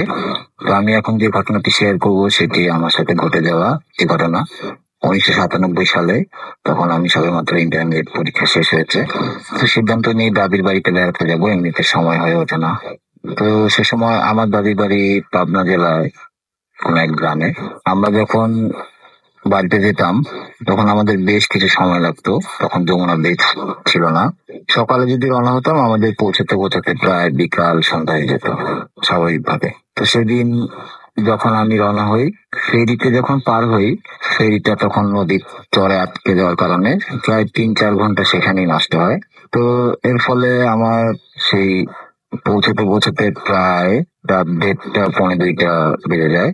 যেখানে বাস থামে, বাস থেকে নেমে অনেকটা পথ মানে একটা নদী পার হতে হয়। খেয়া নৌকা, খেয়া পার হয়ে ওপাশ থেকে প্রায় দীর্ঘ 3 মাইলের মতন পথ ভ্যান গাড়িতে যেতে হয়। এখন অনেকদিন পরে গেছি, তারপরে একা একা, এর আগে কখনো একা দেওয়া হয় নাই। চিন্তা করতেছি কি করবো এত রাত্রে। তো নদী খেয়া নৌকা পর্যন্ত যাই। বাজারে একটা দুইটা দোকান যা খোলা ছিল। গ্রামের এলাকায় এত রাত্রে সচরাচর মানুষ থাকে না। তো সিনেমা হলের পাশে একজন মানে সিকিউরিটি গার্ডকে দেখতে পাই, গ্রাম পুলিশ। তো তার সহায়তায় তাকে জিজ্ঞেস করাতে এমনিতেই গ্রামের মানুষ অনেকটা হেল্পফুল হয়। তো ওনাকে বলাতে যে আমি মানে ঢাকা থেকে আসছি, তো অমুক জায়গায় যাবো, অমুক গ্রামের বাড়ি। সে আমাকে বেশ কিছু মানে প্রশ্ন জিজ্ঞাসা করে যে কোথায় যাবেন, কার কাছে যাবেন। যেহেতু সে সময়টা বলে রাখা ভালো, আমাদের সেই অঞ্চলটাতে মানে সর্বহারাদের একটা উৎপাত ছিল। তো একটা অপরিচিত ছেলে, এই জন্য জিজ্ঞাসাবাদ করলো অনেকক্ষণ। তো আমি বলাতে পরে বললো যে এখন কিভাবে যাবা। তো উনি আমাকে আগায় দিয়ে আসে, আগায় দিয়ে খেয়া নৌকা পর্যন্ত আসে। তো ওখানে খেয়া এত রাত্রে খেয়া নৌকায়ও লোক নাই। তো উনি এক পাশেই মানে ঘাটের পাশেই থাকতো মাঝি। তো ওনাকে ডাকতে যায়, উনি এত রাত্রে আসবে না অনেক মানে বলার পরে ওনার বাড়ি থেকে একজন আসে, এসে আমাকে মানে নদীটা পার করে দিয়ে আসে। পার করে দিয়ে বলতেছে যে এত রাত্রে আপনি কিভাবে যাবেন, আপনি তো এখন তো প্রায় 1:30 বাজে, কিছুক্ষণ পরে তো সকাল হয়ে যাবে, তখনই রওনা দেন। তো আমি অপরিচিত জায়গায় এইভাবে থাকতে চাচ্ছিলাম না। তো অনেক রিকোয়েস্ট করার পরে ওনাকে ম্যানেজ করি somehow। তো উনি পার করে দেয় ওপারে। যে এখন ওপার থেকে ভ্যান গাড়ির রাস্তা, এখন এত রাত্রে ভ্যান গাড়িও পাবো না, কিভাবে যাবো চিন্তা করতেছি। সেই সময় মোবাইলে কমিউনিকেশন সিস্টেমটা এতটা আপডেট ছিল না যে কাউকে খবর দিব যে আমাকে এসে নিয়ে যায়। তো সাহস করে নিজেই রওনা হই। যে রাস্তাটা দিয়ে যেতে হয় সেটা দীর্ঘ মাটির মানে ডিএনডি বাঁধ বলে, সে বাঁধের রাস্তা। মাঝখান দিয়ে দুপাশে বিশাল মানে যতদূর চোখ যায় ফসলের মাঠ। ধরুন মাঠের মধ্যে দূরে, অনেক দূরে গ্রামের ঘর দেখা যায়। গ্রামের বাড়ি যেহেতু অন্ধকার, তো যাচ্ছি যাচ্ছি এরকম রাস্তা, রাস্তাটাও সমান না। বর্ষাকাল আসলে মাটির রাস্তা, যেহেতু গরু গাড়ি চলে, ভ্যান গাড়ি চলে, অনেক চাকার দাগ, পায়ের দিকে পায়ের দাগ, মানে রাস্তাটা সমান না আর কি। তো হাঁটতেছি হাঁটতেছি দুঃখের পথ, ভালো লাগতেছে। আমি আমি কখনোই অতটা সাহসী ছিলাম না। তার উপরে সে সময় আমাদের সেই এলাকাটাতে মানে সর্বহারাদের প্রচন্ড একটা উৎপাত ছিল। তো এই জন্য মানে বাসা থেকে খুব টেনশন করতেছিল। তো কি করবো বুঝতেছি না। তো রওনা হলাম, যাচ্ছি যাচ্ছি। রাস্তা মানে অপরিচিত রাস্তা, অতটা মানে এমনিতে ঢাকাতে থাকি আমরা যারা, তারা সচরাচর গ্রামের বাড়িতে অতটা যাওয়া হয় না। অনেকে সময় করে যেতে পারেন, আমাদের অতটা যাওয়া হয় না, বাবা মা দুজনই চাকরি করে যেটায় সময় করে উঠতে পারি না। তো একটা মানে ব্রিজের মতো, ছোট কালভার্টের মতো, মানে সংযোগ সড়ক, একটা পাশ থেকে আরেক পাশে যে সংযোগ হয়ে যায়, ওটার সামনেই একটা বট গাছ। সেই বট গাছের ওইখানে যখন আসি, হঠাৎ আমাকে একজন মানে কে যেন ডাকে, এই। তো আমি একটু মানে আগে পিছনে তাকাই যে কে না। আমি চিন্তা করি যে কে না কে ডাকতেছে এত রাত্রে, অপরিচিত। আমি এর আগে কিছু মানে খারাপ ঘটনাও শুনছি। তো আমি চিন্তা করি যে না, দাঁড়াবো না। তো আমি হাঁটতে থাকি। আবার এই দাঁড়া, মানে একটু রাগান্বিত স্বরে, মানে রাগ করে কাউকে যদি ডাকে কেউ, এই দাঁড়া, এদিকে আয়। তো আমি দাঁড়াই, দাঁড়ানোর পর আশেপাশে তো কাউকে দেখতে পাই না। তো ওই যে পাশে যে খাল ছিল, খালের ও পাশে ও মাঠ, ফসলের মাঠ। তো আমি সেদিকে তাকাই, প্রথমে কিছু দেখতে পাই না। পরে দেখি যে একটু বোরখা পরা একটা মহিলা, কালো একটা বোরখা পরা দাঁড়ানো। তো আমি একটু রাস্তার পাশের দিকে যাই ঝুঁকে একটু দেখার জন্য আসলে কে। তো আমি যখন সামনে যাই তখন দেখতে পারি যে আসলে ওটা একটা মহিলা না, কালো একটা অবয়ব, একটা মানুষ বোঝা যায় আবার বোঝা যায় না। কাপড় যে বাতাসে শুকানোর অবস্থায় যেভাবে ভাসে সেভাবে মানে ভাসতেছে। তখন আমি মানে বুঝে উঠতে পারি না কি। তো আমি চিন্তা করি এটা হয়তো কোনো ছায়া টায়া হবে, কিন্তু মানে লাগতেছে আমার ভিতরে, মানে বুকের মধ্যে কেমন একটা মানে রক্ত ঠান্ডা হয়ে আসে। তো আমি আবার হাঁটা শুরু করি। যখনই হাঁটা শুরু করি তখনই আবার এই তোকে দাঁড়াইতে বলছে, এই দাঁড়া, এদিকে আয়। তো আমি তখন মানে একটু চিন্তা করতেছি কি করবো, দৌড় দিব না কি করব। তো এমন অবস্থায় হঠাৎ করে আওয়াজ, শব্দ শুনতে পাই। বেলুন মুখ দিয়ে ফুলানোর পরে মানে মুখ না বেঁধে ছেড়ে দিলে যেভাবে উড়ে যায় একটা আওয়াজ করে, সেভাবে সেটা মানে হঠাৎ করে মানে আগুন, এই দেখা যাচ্ছে এখানে আগুন কিছু দূর পর মানে ভাসতে ভাসতে ভাসতে ভাসতে এরকম যাচ্ছে আর একটা আওয়াজ হচ্ছে। তো এটা দেখার পরে আমার একটু মানে মানে আরো ভয় পেয়ে যায়। এখন আমি কি করবো, আমি মানে জ্ঞান হারানোর মতন অবস্থা। তো এরকম মানে দৌড় দিব কিনা চিন্তা করতেছি, এমন সময় পাশ থেকে একজন বলে, এই আপনি আসেন। পরে আমি তাকায় দেখি হঠাৎ করে যে আমার পাশে সাদা পাঞ্জাবি পায়জামা পরা একজন মুরব্বী, অনেক লম্বা, দাড়িওয়ালা। তো আমি একটু সাহস পাই, যাক একজনকে পাওয়া গেছে, ভাই আপনি আসেন আমার সাথে। তো আমি আমার সাথে হাঁটতে থাকি। তো উনি আমার, আমি হাঁটতেছি, উনিও আমার সাথে হাঁটতেছে। তো উনি বারবার আমার পিছনে পড়ে যাচ্ছে। তো আমি একটু মানে গতি কমাই ওনার সাথে হাঁটার জন্য। যতই গতি কমাই ততই দেখি মানে পিছনে পড়ে যাচ্ছে। তো আমি অনেক অনেক কথা জিজ্ঞেস করি, যেহেতু একটু আগে ভয় পাইছি। তো আমি সাহস মানে ফিরে আনার জন্য একটু কথা বলে থাকি ওনার সাথে। তো উনি কোনো কথার জবাব দেন না। আমি হাঁটতেছি। তো হঠাৎ করে আমি মানে পিছন দিকে তাকাই, দেখি কিচ্ছু নেই। মানে আমি যে রাস্তা দিয়ে যাচ্ছিলাম সেটা মানে ডানে বামে কোন দিকে কোনো শাখা নেই, সোজা একটা রাস্তা যাচ্ছে।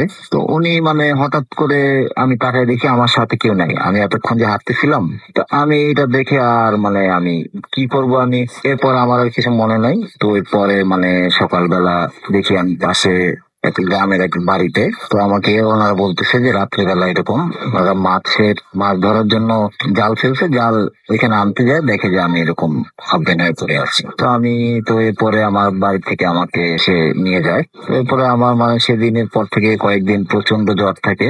তো গ্রামের বাড়িতে ডাক্তারের অতটাই ছিল না, যে গ্রাম একটু দূর থেকে ডাক্তার নিয়ে আসে, ডাক্তার ওষুধ টষুধ দেয়। হুজুর মানে দাদি ছিল, দাদি তখন হুজুরকে নিয়ে আসে, মাদ্রাসার হুজুরকে। তো হুজুর এসে পানি টানি দেয়, পরা পানি খাই। তো উনি বলে যে এটা আসলে এখন হয়তো ভয় পাইছে কিংবা কি এমন হইতে পারে, কারণ যে- আমার কাছ থেকে যে বর্ণনা শুনে বলে হয়তো এটা হয়তো আমরা তো জিনে বিশ্বাস করি, কি জিনের অস্তিত্ব যে আছে আমরা জানি। তো ওই সাদা যে লোকটার ব্যাপারে আমি জিজ্ঞেস করি, তো উনি বলে যে এটা হয়তো কোনো ভালো জিনের জন্য হইতে পারে, যে সে হয়তো যে ওই বিপদের মুহূর্তে আমাকে ওই বিপদ থেকে মানে বাঁচায় নিয়ে আসছে।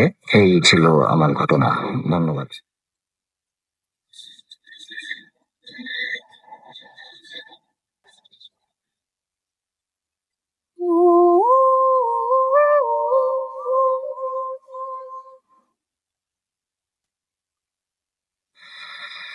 শুনছেন সবসময় রেডিও ফুর্তি 88.0 FM।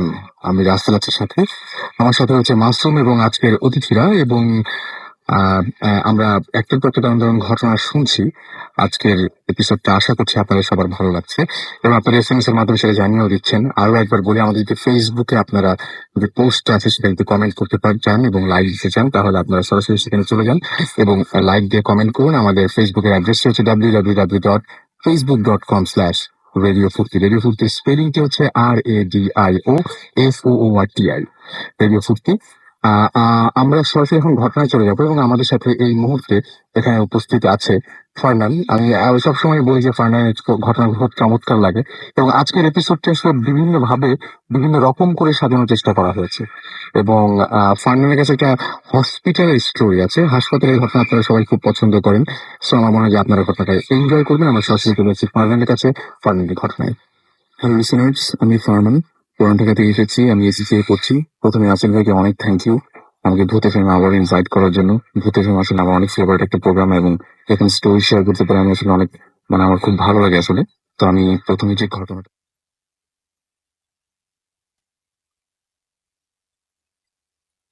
একজন ড্রাইভার যিনি বর্তমানে একজন প্রফেশনাল ড্রাইভার, বাট এক সময় সে একটা হাসপাতালে কেয়ারটেকার হিসেবে কাজ করতেন এবং ওনার দেশের বাড়ি হচ্ছে নাটোর।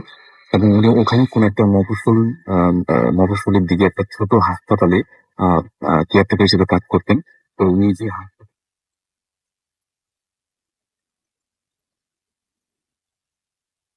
এলাকার একটা রিকগনাইজড হাসপাতাল, তো সেই তার যেটা দায়িত্ব ছিল যে থার্ড ফ্লোরে সম্পূর্ণ কেয়ারটেকারের দায়িত্ব তার।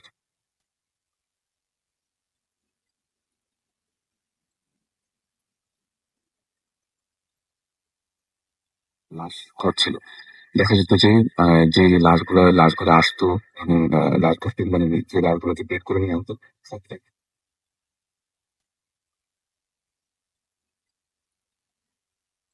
দিনের কথা বলবো আমি, তো সেদিন ঠিক সন্ধ্যার দিকে তাদের হাসপাতালে একটা লাশ আসে এবং এই লাশটা ছিল একটা মহিলার লাশ।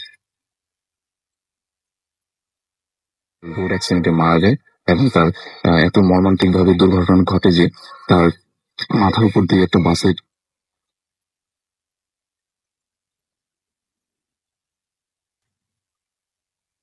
আনা হয়। তারপরে তার ফ্যামিলির পরিচয় তখন পাওয়া যায়নি, তো বিধায় তাকে ওই হাসপাতালের মর্গে রেখে দেওয়া হয়। এবং সে আমাকে যে ঘটনাটা শেয়ার করেছেন উনি নিজে হাতে এই হসপিটালের যে লাশটা সেখানে নিয়ে যায়। সেদিন রাত্রে প্রচন্ড ঝড় বৃষ্টির রাত ছিল, সেটা প্রচন্ড আবহাওয়া খারাপ ছিল এবং সেদিন হাসপাতালে যে ইলেকট্রিসিটি সেটাও মানে চলে গিয়েছিল।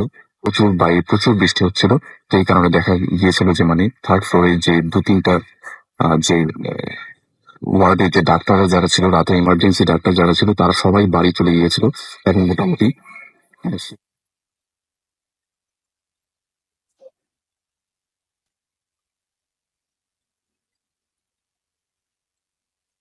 নতুন যে লাশ আনা হয়েছিল তার সাথে আরো দুটা লাশ ছিল যেটা আরো আগের থেকে সেখানে ছিল। তো টোটাল প্রায় তিনটা লাশ ছিল এবং তারা দুজন জীবিত মানুষ সেই থার্ড ফ্লোরে রাতের বেলা সেদিন ছিল। তো আমাকে যে ঘটনাটা শেয়ার করেছেন, তিনি উনি এখানে কেয়ারটেকার হিসেবে দায়িত্ব পালন করতেন এবং ওনার যেটা দায়িত্ব ছিল যে প্রত্যেকদিন রাতে সবকিছু ভালো মতো লাশ ঘরটাকে ভালো মতো লক করে তার রুমে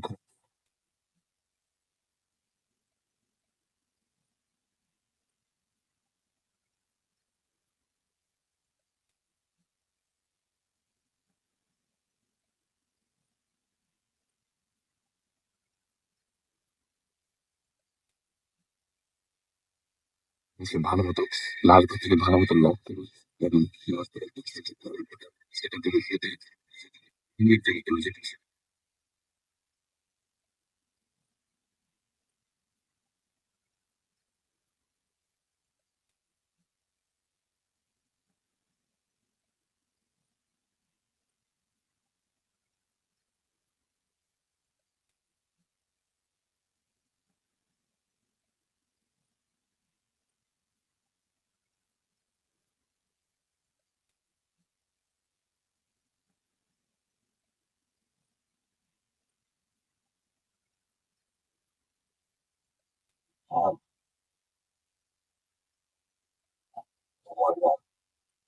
কিন্তু কেন জানি আজকে তার বেশ ভয় লাগছে। সে এতদিন ধরে এই লাশ ঘরে কাজ করছে, বাট কোনোদিন এরকম ভয় সে পায়নি। কেন জানি অদ্ভুত ভাবে ভিতর থেকে একটা ভয় আসছে। এর মধ্যে সেই বজ্রপাতের প্রচন্ড শব্দ, মানে একদম গা ছমছম একটা অবস্থা।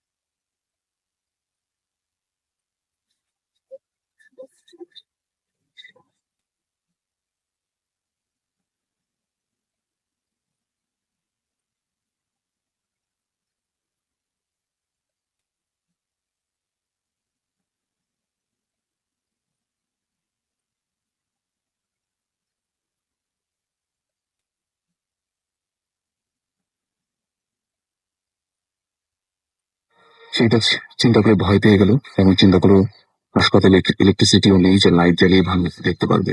সে এক সময় ভয় পাচ্ছে এবং এটা এমনও তো হতে পারে যে লাশ চুরির জন্য কেউ লাশ চুরি করতে আসছে। সে যে চিন্তা করলো যে আমি একটা টর্চ লাইট নিয়ে সে লাশ ঘরে যাই এবং দেখে আসি ভিতরে কোনো সমস্যা হচ্ছে কিনা। সে আস্তে আস্তে সেই লাশ ঘরে দিয়ে আসা শুরু করলো এবং এটা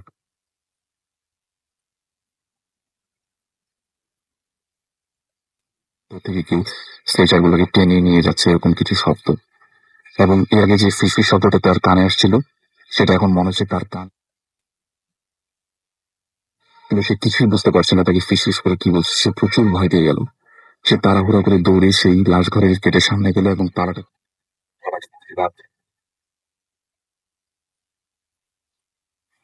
লাশ দিব্যি সেখানে পড়ে আছে এবং সেই সামনে যে লাশগুলোকে ভালো মতো চেক করলো, দেখলো যে না, সবকিছু ঠিক আছে।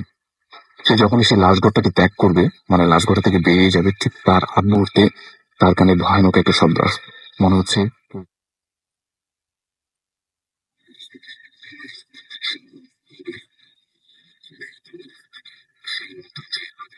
সেখান থেকে আসছে। সে বেশ ঘাবড়ে গেল। সে সাথে সাথে টর্চ লাইটটা নিয়ে কৌতূহলবশত সেই লাশটার দিকে গেল। স্ট্রেচারে রাখা লাশটার কাছে গিয়ে যাওয়া মাত্রই সে তার টর্চ লাইটটা লাশের মুখে ফেললো এবং কাপড়টা সরিয়ে যেটা দেখলো যে তার লাশটার মাথা একটা সাইডে থেতলে যাওয়া এবং একটা সাইডে যে চোখটা সেটা সম্পূর্ণ তার দিকে তাকিয়ে আছে এবং লাশটার দিক দিয়ে জোরে জোরে শব্দ আসছে সেই লাশটা থেকে। এটা দেখার সাথে সাথে সে প্রচুর ভয় পেয়ে গেল। সে সেখান থেকে পালানোর চেষ্টা করলো, তার হাত পা কাঁপা শুরু করলো। সে একটা সময় তার হাতের টর্চ লাইটটা ফেলে দিল এবং সে যখনই পালাতে যাবে সেই লাশটার একটা হাত তার হাত চেপে বসলো। সে অনেক ধস্তাধস্তি করলো, অনেক পালানোর চেষ্টা করলো, সে সেখান থেকে পালাতে পারলো না। কিছুক্ষণ পর পর বজ্রপাতের সেই ভয়ানক শব্দ এবং বৃষ্টির ঝড়ো হাওয়া মানে সেখান থেকে বয়ে চলছে।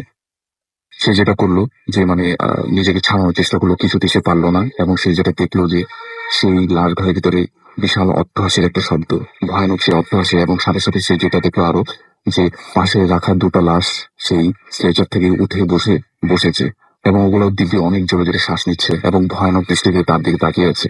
তার কাছে মনে হচ্ছিল যেন সে যেন লাশের মিছিলের মাঝখানে একটা মানুষ। এরপরে সবকিছু নিস্তব্ধ হয়ে গেল। এরপরে তার আর কিছু জানা নেই।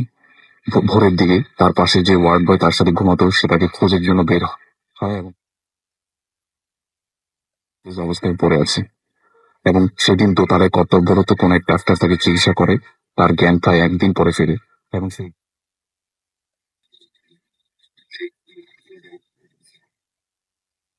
বর্তমানে সে ঢাকা একজন প্রফেশনাল ড্রাইভার। এই ছিল আমার ঘটনা। Thank you.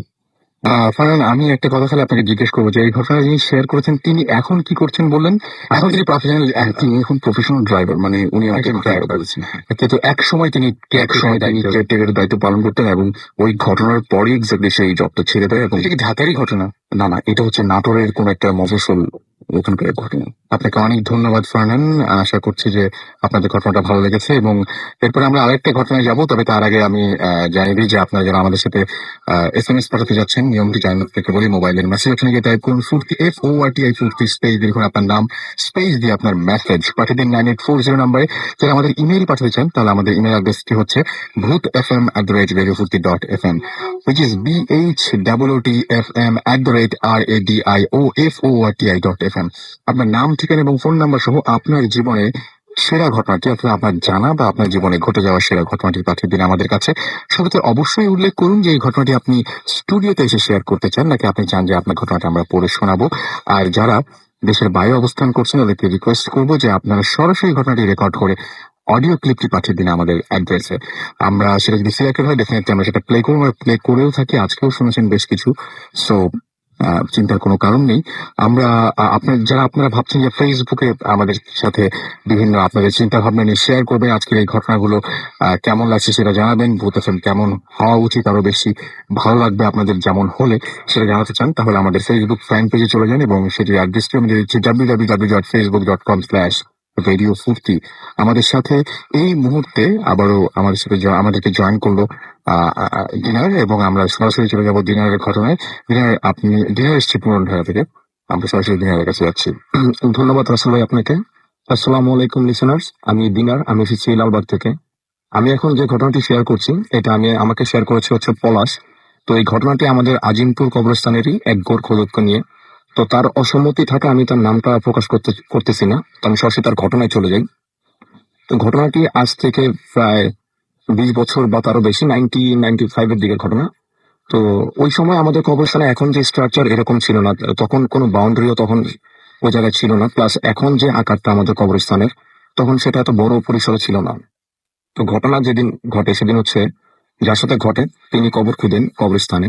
তো তিনি একদিন মাগরিবের আজান দিবে দিবে এরকম একটা সময় উনি কবরস্থানে বসেছিলেন। তো ঠিক ওই সময় আপনার ঠিক 8টার পর আর কবর দেওয়া হতো না আজিমপুর কবরস্থানে, এখন যেমনটা 11টা পর্যন্ত ওয়েট করা হয়। তো ঠিক তখন তার কাছে একটা লাশ আসে। তো লাশটার সঙ্গে 20-25 জন লোক ছিল। তো এসে আমাদের এই লাশটাকে কবর দিতে বলে আমাদের মানে কবর খুঁজে দিতে, তখন সে বলে যে দেখেন আমি তো একা পারবো না এই কাজটা করতে, নামাজটা শেষ হোক, আমার সাথে আরেকজন লোক আছে সে আসুক। তখন সে লক্ষ্য করলো যে এই লাশের সাথে যে লোকগুলো আসছে তারা খুব অস্থির হয়ে গেছে সেই লাশটাকে কবর দেওয়ার জন্য। তো সে কোনো রকম নামাজ শেষ হওয়ার পর তার সাথে যে আরেকজন লোক ছিল সে আসে। তো তারা দুজন মিলে কবর খুঁড়তে যায়। তার কবরটা পরে একেবারে কবরস্থানের শেষ প্রান্তের দিকে, নিউ মার্কেটের রাস্তাটা যে দিকটা ওই দিকটায়। তো দুজন মিলে কবর খুঁড়তে থাকে। তো এই সময় ওই লাশের সাথে আসা একজন রিলেটিভ তার সাথে থাকেন। তো উনি লাশ খুঁজতে করতে ওনাকে জিজ্ঞেস করেন যে আপনাদের এই লাশটা কিভাবে মারা গেছে। তো উনি লক্ষ্য করলেন যে তারা কোনো অ্যান্সার দিতেছে না এবং তারা মানে ব্যাপারটা এড়িয়ে যাচ্ছে। তো যাই হোক, তারা যথারীতি তাদের কাজ শেষ করে কবর টবর খুঁজে, তো খোঁজার পর সেখানে লাশ নিয়ে আসা হয়। তো উনি আরেকটা জিনিস লক্ষ্য করলেন যে লাশটাকে যে কবরে রাখা হবে, তো তখন একজন আরেকজনকে বলতেছিল যে আরেকজনকে নামতে, তো কেউ মানে নামতে রাজি হচ্ছিল না। তো তখন দুজন লোক নামে কবরস্থানে, কবরের ভিতরে তখন লাশ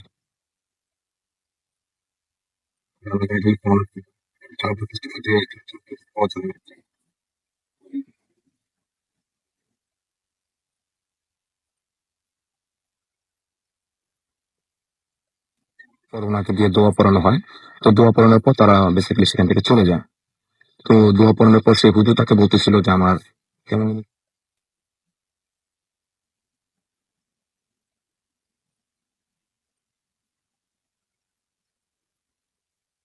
দিকে চলে যায়। তো এইভাবে প্রায় 6-7 মাস বা তারও বেশি সময় সে পার হয়ে যায়।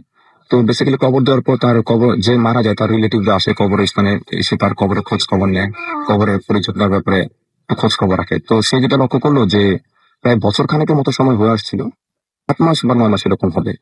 তো সে লক্ষ্য করলো যে তার কোনো রিলেটিভ আসতেছে না এবং তার কোনো খোঁজ খবর নিতেছে না। তো কবরস্থানে যে রিলেটিভ গুলো আসে না, যে লাশগুলো, তো সেগুলো একটু খুব তাড়াতাড়ি ভেঙে ফেলা হয় প্রায় 1 ইয়ার পর। তো এরকম একটা সময় জাস্ট কবরের যে উপরে যে স্ট্রাকচারটা থাকে সেটা ভেঙে ফেলা হয়, ভেঙে কবরটাকে নর্মালি রাখা হয় যাতে নতুন কোনো লাশ আসলে সেখানে কবর দেওয়া যায়। তো এই কাজটা করার জন্য ওই ব্যক্তিটাই যায় যে সে কবরটা খুঁজে। তো সে সেখানে গিয়ে দাঁড়া থাকে কতক্ষণ। তো উনি যখনই সেই কবরের মধ্যে কোদাল দিয়ে মানে আঘাত করতে গেলেন, তখন তার কানে একটা শব্দ আসলো, সেটা হচ্ছে উনি যেটা বলেন যে মত খুদ। এটা একটা হিন্দি শব্দ, তো এর মানে হচ্ছে যে মানে খুদিস না। তো সে আর ওই মানে সে হয়তো বাইরে কোথাও থেকে সাউন্ড আসছে, কিন্তু তখন তার আশেপাশে কেউ ছিল না। তো উনি আর এটাকে নর্মালি নিলেন। তো উনি নর্মালি নিয়ে ওনার জাস্ট ওনার কাজটা শেষ করেন, উপরের অংশটুকু ভেঙে উনি রেখে দেন। তো রেখে দেওয়ার পর উনি বাসায় চলে আসেন। তো এর মাঝখানে একটা কথা বলতে ভুলে গেছি, সেটা হচ্ছে যে ওই কবর দেওয়ার পর সেই হুজুর প্রায় সপ্তাহখানেক আর কবরস্থানে আসেননি। তো উনি অসুস্থ ছিলেন, ওনার জ্বর আসছিল তখন। তো যাই হোক, এই কাজ টাজ করার পর সে সন্ধ্যা পর্যন্ত ছিল। প্রায় ঈশানের নামাজের সময় উনি বাসার দিকে রওনা হন। তো উনি বাসার দিকে রওনা হয়ে যেই উনি ওনার বাসায় আসেন, তো ওনার বাসাটা আজিমপুরেই ছিল। তো উনি বাসায় ঢুকে হাত মুখ ধুচ্ছিলেন এরকম একটা সময় তাদের বাসায় গেট দিয়ে ঢুকে ঠিক বরাবর দিয়ে হচ্ছে তাদের টয়লেটটা। তো উনি লক্ষ্য করলেন সেখানে একটা লোক বা মহিলা কেউ একজন হবে, সে সাদা কাপড় পরে দাঁড়িয়ে আছে। তো সে ভাবলো যে এত বড় বাড়ি, তো হয়তো কোনো ভাড়াটিয়া হবে, দাঁড়ায় আছে সেখানে। তো সে সেখানে হাত মুখ ধুয়ে সে তার ঘরে চলে যায়। তো ঘরে চলে যাওয়ার পর সে একটু চিন্তা করতে লাগলো যে আসলে কি সেটা সাদা কাপড় ছিল নাকি কাফনের কাপড় ছিল, তার কাছে একটু ওইরকম মনে হচ্ছিল। তো সে যথারীতি খাওয়া দাওয়া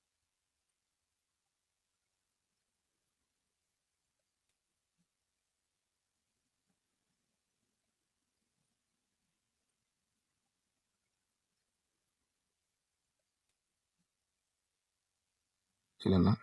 উনি দেখেন দিব্যি একটা লাশ কাফনে মোড়ানোর পর যেরকম একটা অবস্থা হয় ঠিক ঠিক ওইভাবে দাঁড়িয়ে আছে। ইভেন পায়ের এদিকে যে মানে বাদ দেওয়া থাকে সে বাদটা পর্যন্ত দেওয়া, শুধু তার মুখের অংশটা খোলা এবং তার নাকের মধ্যে তুলো দেওয়া ছিল এবং তার কপালে এদিকে বিশাল একটা দাগ ছিল এবং সিলি করা ছিল।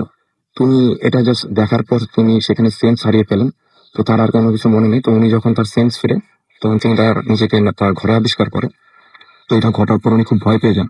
তো উনি ভয় পেয়ে যাওয়ার পর তিনি কবরস্থানে, একজন হুজুর ছিল কবরস্থানে,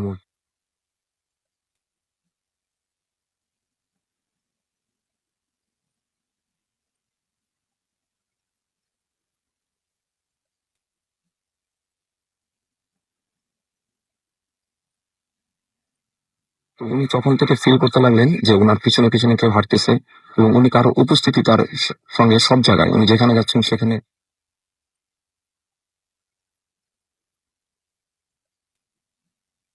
উনি একদিন সময় করে সেখানে যান সেই মাজারটায়। তো মাজারে যাওয়ার পর উনি খাদেমকে খুঁজে বের করেন। তো খাদেমকে খুঁজে বের করার পর সেই খাদেম ওনাকে চিনতো না। তো সেই খাদেম সঙ্গে সঙ্গে বলে দেয় যে তুমি তো অনেক দিন শুনি তোমার সাথে আরো একজন আসছে। এটা শুনে সে খুব মোটামুটি ঘাবড়ে যায় যে এটা কি হচ্ছে।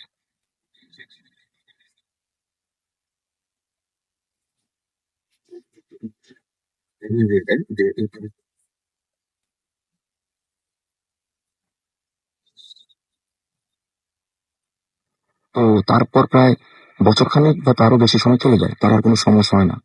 তো এরকম একটা সময় তার হাত থেকে সেই তাবিজটা কোনো কারণবশত হারিয়ে যায়। অনেকটা সময় পার হয়ে গেছে এবং সে ভুলেও গেছে যে তার সাথে এরকম একটা ঘটনা ঘটছিল। তো তার সাথে যেটা হয়,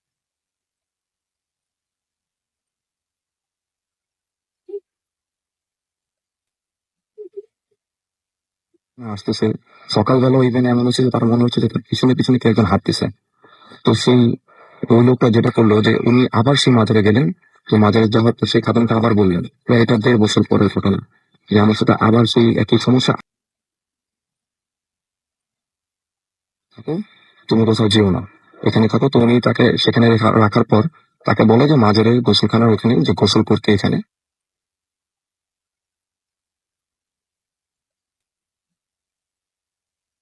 তো ওই খাদেম তাকে নিয়ে একটা ঘরে প্রবেশ করেন। তো উনি ঘরে প্রবেশ করার পর তাকে বলেন যে তোমার সাথে যে একজন কথা বলবে তুমি শুধু তার করা ছাড়া তুমি কোনো কোনো কোনো কিছু অতিরিক্ত কথা বলবো না।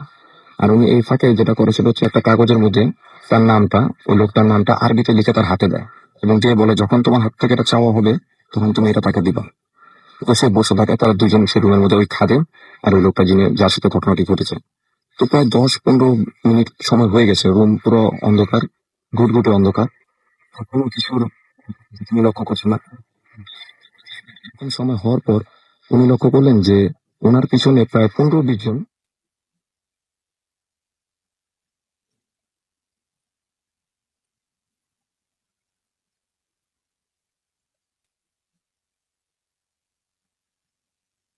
তো সেখান থেকে যে কথাটা আসতেছে যে এসব পর ওই লোকটার উপরে যে ভাগটা আসে, যে জিনটা আসে, সে তাকে সালাম দেয়।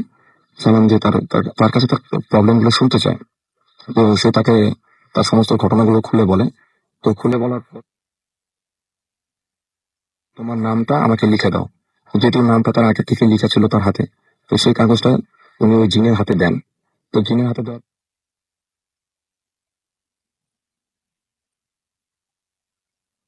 কারণে রুমটা পুরো ফুললি সাইলেন্ট। 5 কি 10 মিনিট পর সেই খাদের মধ্যে রুমে লাইট জ্বালায়। তো লাইট জ্বালানোর পর উনি বলে যে আমার উপরে যে আসছিল তিনি হচ্ছে মোটামুটি জিনদের মধ্যে খুবই শক্তিশালী একজন জিন এবং উনি বিচার করতে পারেন, অনেকে বিচার করতে পারেন। তো তারপর যেটা হয় যে উনি সেখান থেকে চলে আসেন এবং চলে আসার পর তাকে সেই খাদেমটা বলে দেয় যে আপনি আপনার বাসায় যাওয়ার পর আজকে রাতের বেলা যখন ঘুমাবেন আপনি সকালবেলা দেখবেন যে আপনার বাসায় কোনো একটা মৃত কাক পড়ে আছে। তো উনি যথারীতি ওনার বাসায় চলে আসে এবং উনি সকালবেলা ঠিক সেম দেখতে পায় যে ওনাদের বাসার ঠিক গেটটার সামনে যেখানটা উনি ওকে দাঁড়িয়ে থাকতে দেখেন, সেখানে একটা মৃত কাক দেখতে পায় এবং চারপাশে অনেক কাক গাছের মধ্যে মানে বসে আছে। তো তখন যেটা হয়েছিল সেটা হচ্ছে ওনাকে যেখানে জানাজা পড়ানো হয়েছিল সেখানে তার জানাজাতে কোনো একটা সমস্যা হয়েছিল এবং এই সমস্যার কারণে তার সাথে এই প্রবলেম গুলো হয়। তো রাসেল ভাই এই ছিল আমার ঘটনা। আপনাকে অনেক ধন্যবাদ দিনার, আপনার ঘটনার জন্য, এবং আশা করছি আপনাদেরও ভালো লেগেছে এই ঘটনাটি। আর যারা আমাদের এসএমএস করছেন তাদেরকে বলি যে আপনাদের এসএমএস আমরা পাচ্ছি। আজকে ঘটনা একটু প্রেশার আছে, আস্তে আস্তে ইনশাল্লাহ পড়ে ফেলবো। ঘটনার নিয়মটি আবারও আমি আপনাকে এসএমএস পাঠানোর নিয়মটি বলে দিই। মোবাইলের মেসেজ অপশনে গিয়ে টাইপ করুন ফুর্তি, FORTI ফুর্তি, স্পেস দিয়ে লিখুন আপনার নাম, স্পেস দিয়ে আপনার মেসেজ পাঠিয়ে দিন 9840 নম্বরে। আর এই মুহূর্তে আবারও ফান্নানকে নিয়ে আসলাম। ফান্নান একটা ছোট্ট ঘটনা আছে, সেই ঘটনাটা আমি একটু শুনবো। এবং ফারহান প্লিজ আপনার এই ছোট ছোট ঘটনাটা আমাকে একটু প্লিজ বলবেন। আমার যে ঘটনা এখন শেয়ার করবো সেটা হচ্ছে নোয়াখালী জেলার মাইজদির একটা ঘটনা, এবং ঘটনাটা শেয়ার করেছেন আমাকে শরীফ। তো এই ঘটনাটা এক্স্যাক্টলি ওনার বাবার সাথে ঘটেছিল। এবং ওনার বাবা একদিন আহ, আরেকটা কথা বলবো এখানে আমি, যে ওনাদের ওই এলাকাতে একটা দিঘি ছিল, সেটা নাম সুপরিচিত ছিল ঠিক তখনকার সময়, এবং এই ঘটনাটা প্রায় অনেক আগে, প্রায় 20 বছর তো হবেই মিনিমাম। তো ওই সময়কার ওই সময় এই দিঘিটাকে সবাই জোড়া দিঘি নামে চিনতো, কারণ এই দিঘিটার মাঝখানে ছিল মেঠো পথ এবং দুপাশে ছিল পানি। তো এই কারণে সবাই এটাকে জোড়া দিঘি নামে চিনতো। এবং এই দিঘিটার আরো বেশ কিছু পরিচয় ছিল, সেটা হচ্ছে যে অনেকে বলতো যে এই দিঘিতে নাকি বই থাকে, আবার অনেকে বলতো যে এই দিঘিতে জিনেদের জিনেদের বসবাস আছে, এরকম অনেক কথাই তারা শুনতো। আবার অনেকে দেখতো যে দিঘির এপার থেকে ওপারে খালি নৌকা।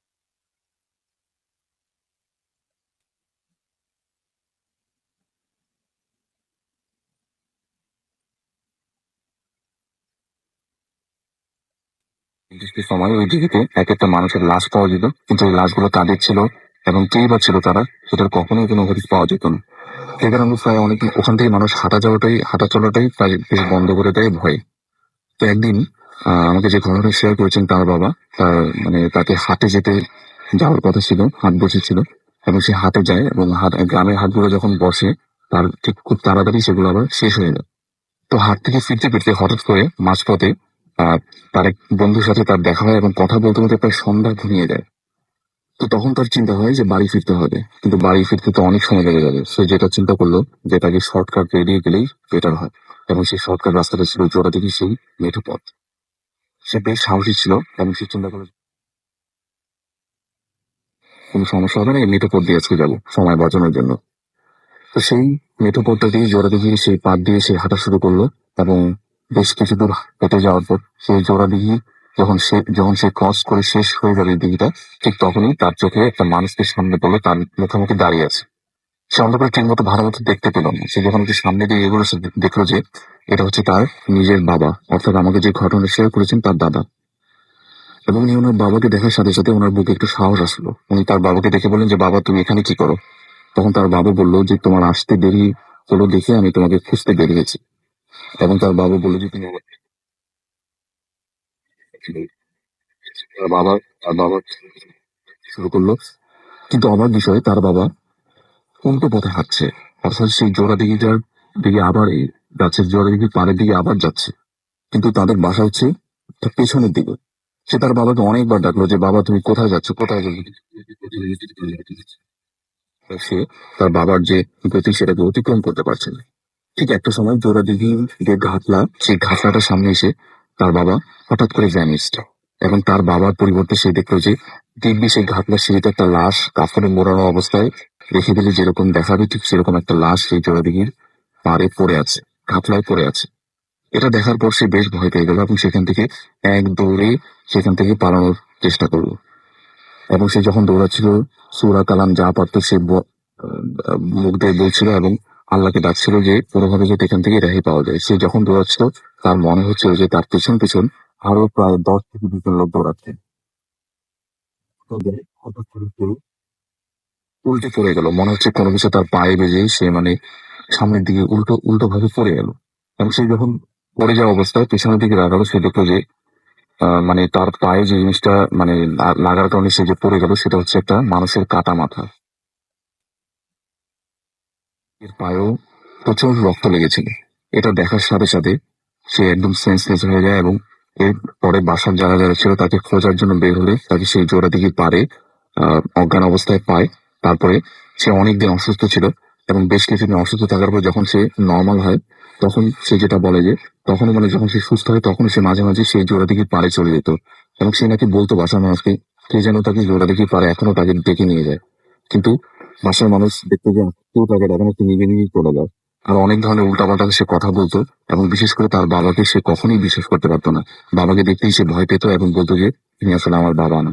এইসব ঘটনা এই জোড়া দিয়ে এখন আছে কিনা জানি না, তবে এই জোড়া থেকে স্মৃতিগুলো এখনো সেখানকার মানুষ বহন করে চলেছে। Thank you. অনেক ধন্যবাদ ফারহান আপনাকে। এবং আমরা একটা পার্টির আন্দোলন ঘটনা শুনছি রাত মোটামুটি আজকের এপিসোডে শেষের দিকে আমরা আপনারা যারা এতক্ষণ ধরে আমাদের সাথে আছেন তাদেরকে আরো একবার ধন্যবাদ জানাচ্ছি। আবারও ফিরে আসবো একটু পরে, এখন একটা ছোট্ট বিরতি যাবো। সো স্টে টিউনড রেডিও ফুর্তি অ্যান্ড ডোন্ট স্টপ।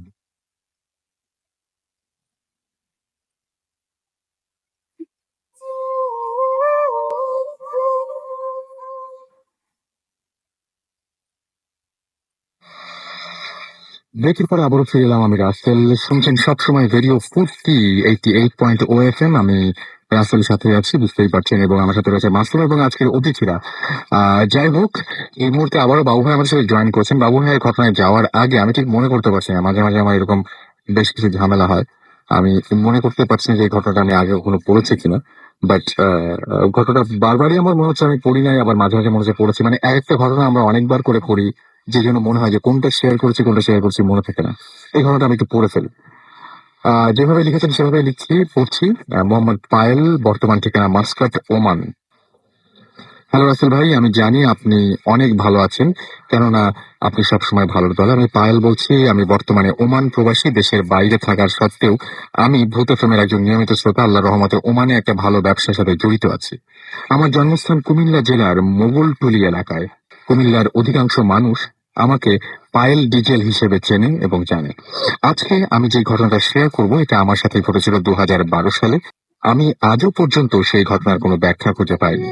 আগে কখনোই এমন ঘটনা আমার সাথে ঘটেনি। 2012 সালের শুরুতে আমার খালা ইতালি থেকে দেশে আসেন। তিনি দেশে আসার আগ মুহূর্তে আমরা আমরা কুমিল্লার কোনো একটা জায়গায় তার জন্য একটি পুরাতন বাড়ি সহ ক্রয় করে ফেলি।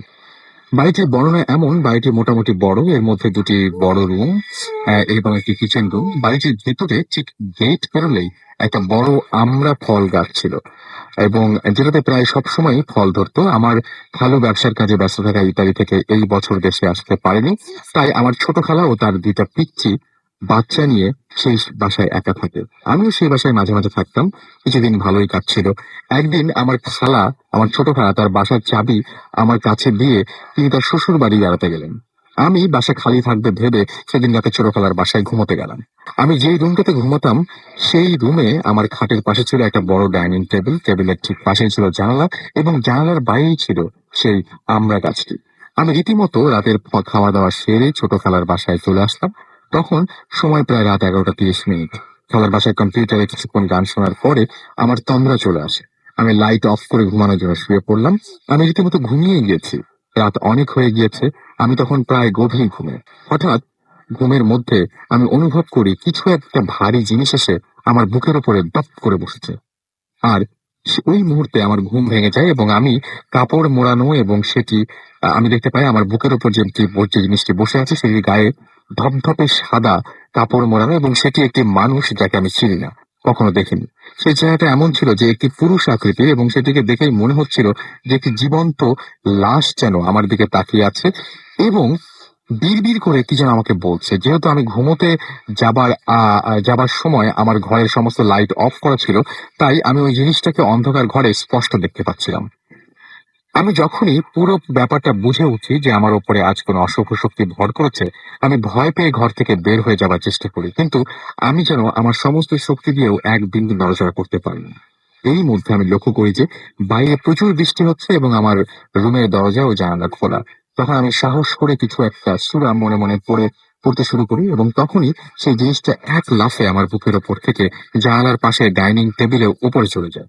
আমি যেন তখন আমার শরীরের সমস্ত শক্তি ফিরে পেলাম। আমি লক্ষ্য করলাম যে সেই জিনিসটা আবার চেষ্টা করছে আমার কাছে আসার জন্য। তখন আমি সূরা পড়তে পড়তে একটু সাহস করে আমার খাটিয়ার নিচে রাখা পা দিয়ে সেটাকে তাড়ানোর জন্য একটা জোরে ভেঙচি দিলাম। তখনই সেই জিনিসটা জানালা ক্রস করে বাইরে গিয়ে আমাকে আবার বিড়বিড় করে কি যেন বলছে। আমি কিছুই বুঝতে পারছিলাম না। এরপর আমার আর কিছুই খেয়াল নেই। সকালে যখন আমার ঘুম ভাঙে, আমি বিছানায় ছিলাম এবং আমার দরজা জানালা সব বন্ধ ছিল, কিন্তু আমার রুমের মেঝেতে সেই বাঁটা পড়েছিল, এবং আমি বাইরে গিয়ে দেখতে পাই যে আমার জানালার পাশে ঠিক সেই আমড়া ফলের গাছটার নিচে একটি মানুষের অনেক বড় বড় দুটি পায়ের ছাপ। সেই দিনটা আমি ভয়ে ভয়ে কাটিয়ে দিই এবং ঘটনাটা কাউকেই জানাইনি। এর পরের দিন আমার ছোট খালা চলে আসে। তারপরে আর কখনো এমন কোনো কিছু অনুভব করিনি, কিন্তু আজও যখন আমার এই জিনিসটার কথা মনে পড়ে, তখন শরীর যেন ভয়ে ঠান্ডা হয়ে যায়। আমি আজও সেই অদ্ভুত জিনিসটিকে ভুলতে পারিনি। এই ছিল আমার ঘটনা। ভালো লাগলে পড়ে শোনাবেন, এবং অবশ্যই পড়ে শোনাবেন। আমি পড়ে শোনালাম, এবং আশা করছি আপনাদের সবার ভালো লেগেছে। আমরা চলে যাচ্ছি বাবু ভাইয়ের ঘটনায়। বাবু ভাই, আপনার নেক্সট ঘটনা দেখুন। থ্যাংক ইউ রাসেল ভাই। এই স্টোরিটা আমার কাছে শেয়ার করেছেন সাকিব হোসাইন। সে প্রায় ভূত নিয়ে এসেছেন এর আগে কয়েকবার। তো এই স্টোরিটা হচ্ছে ওর নানার মামার ঘটনা। আহ ওনারা যাকে বড় আব্বা বলেন। ঘটনাটা হচ্ছে যশোরের কোন একটা এলাকার ঘটনা। তো সময়টা ছিল অনেক আগের সময়।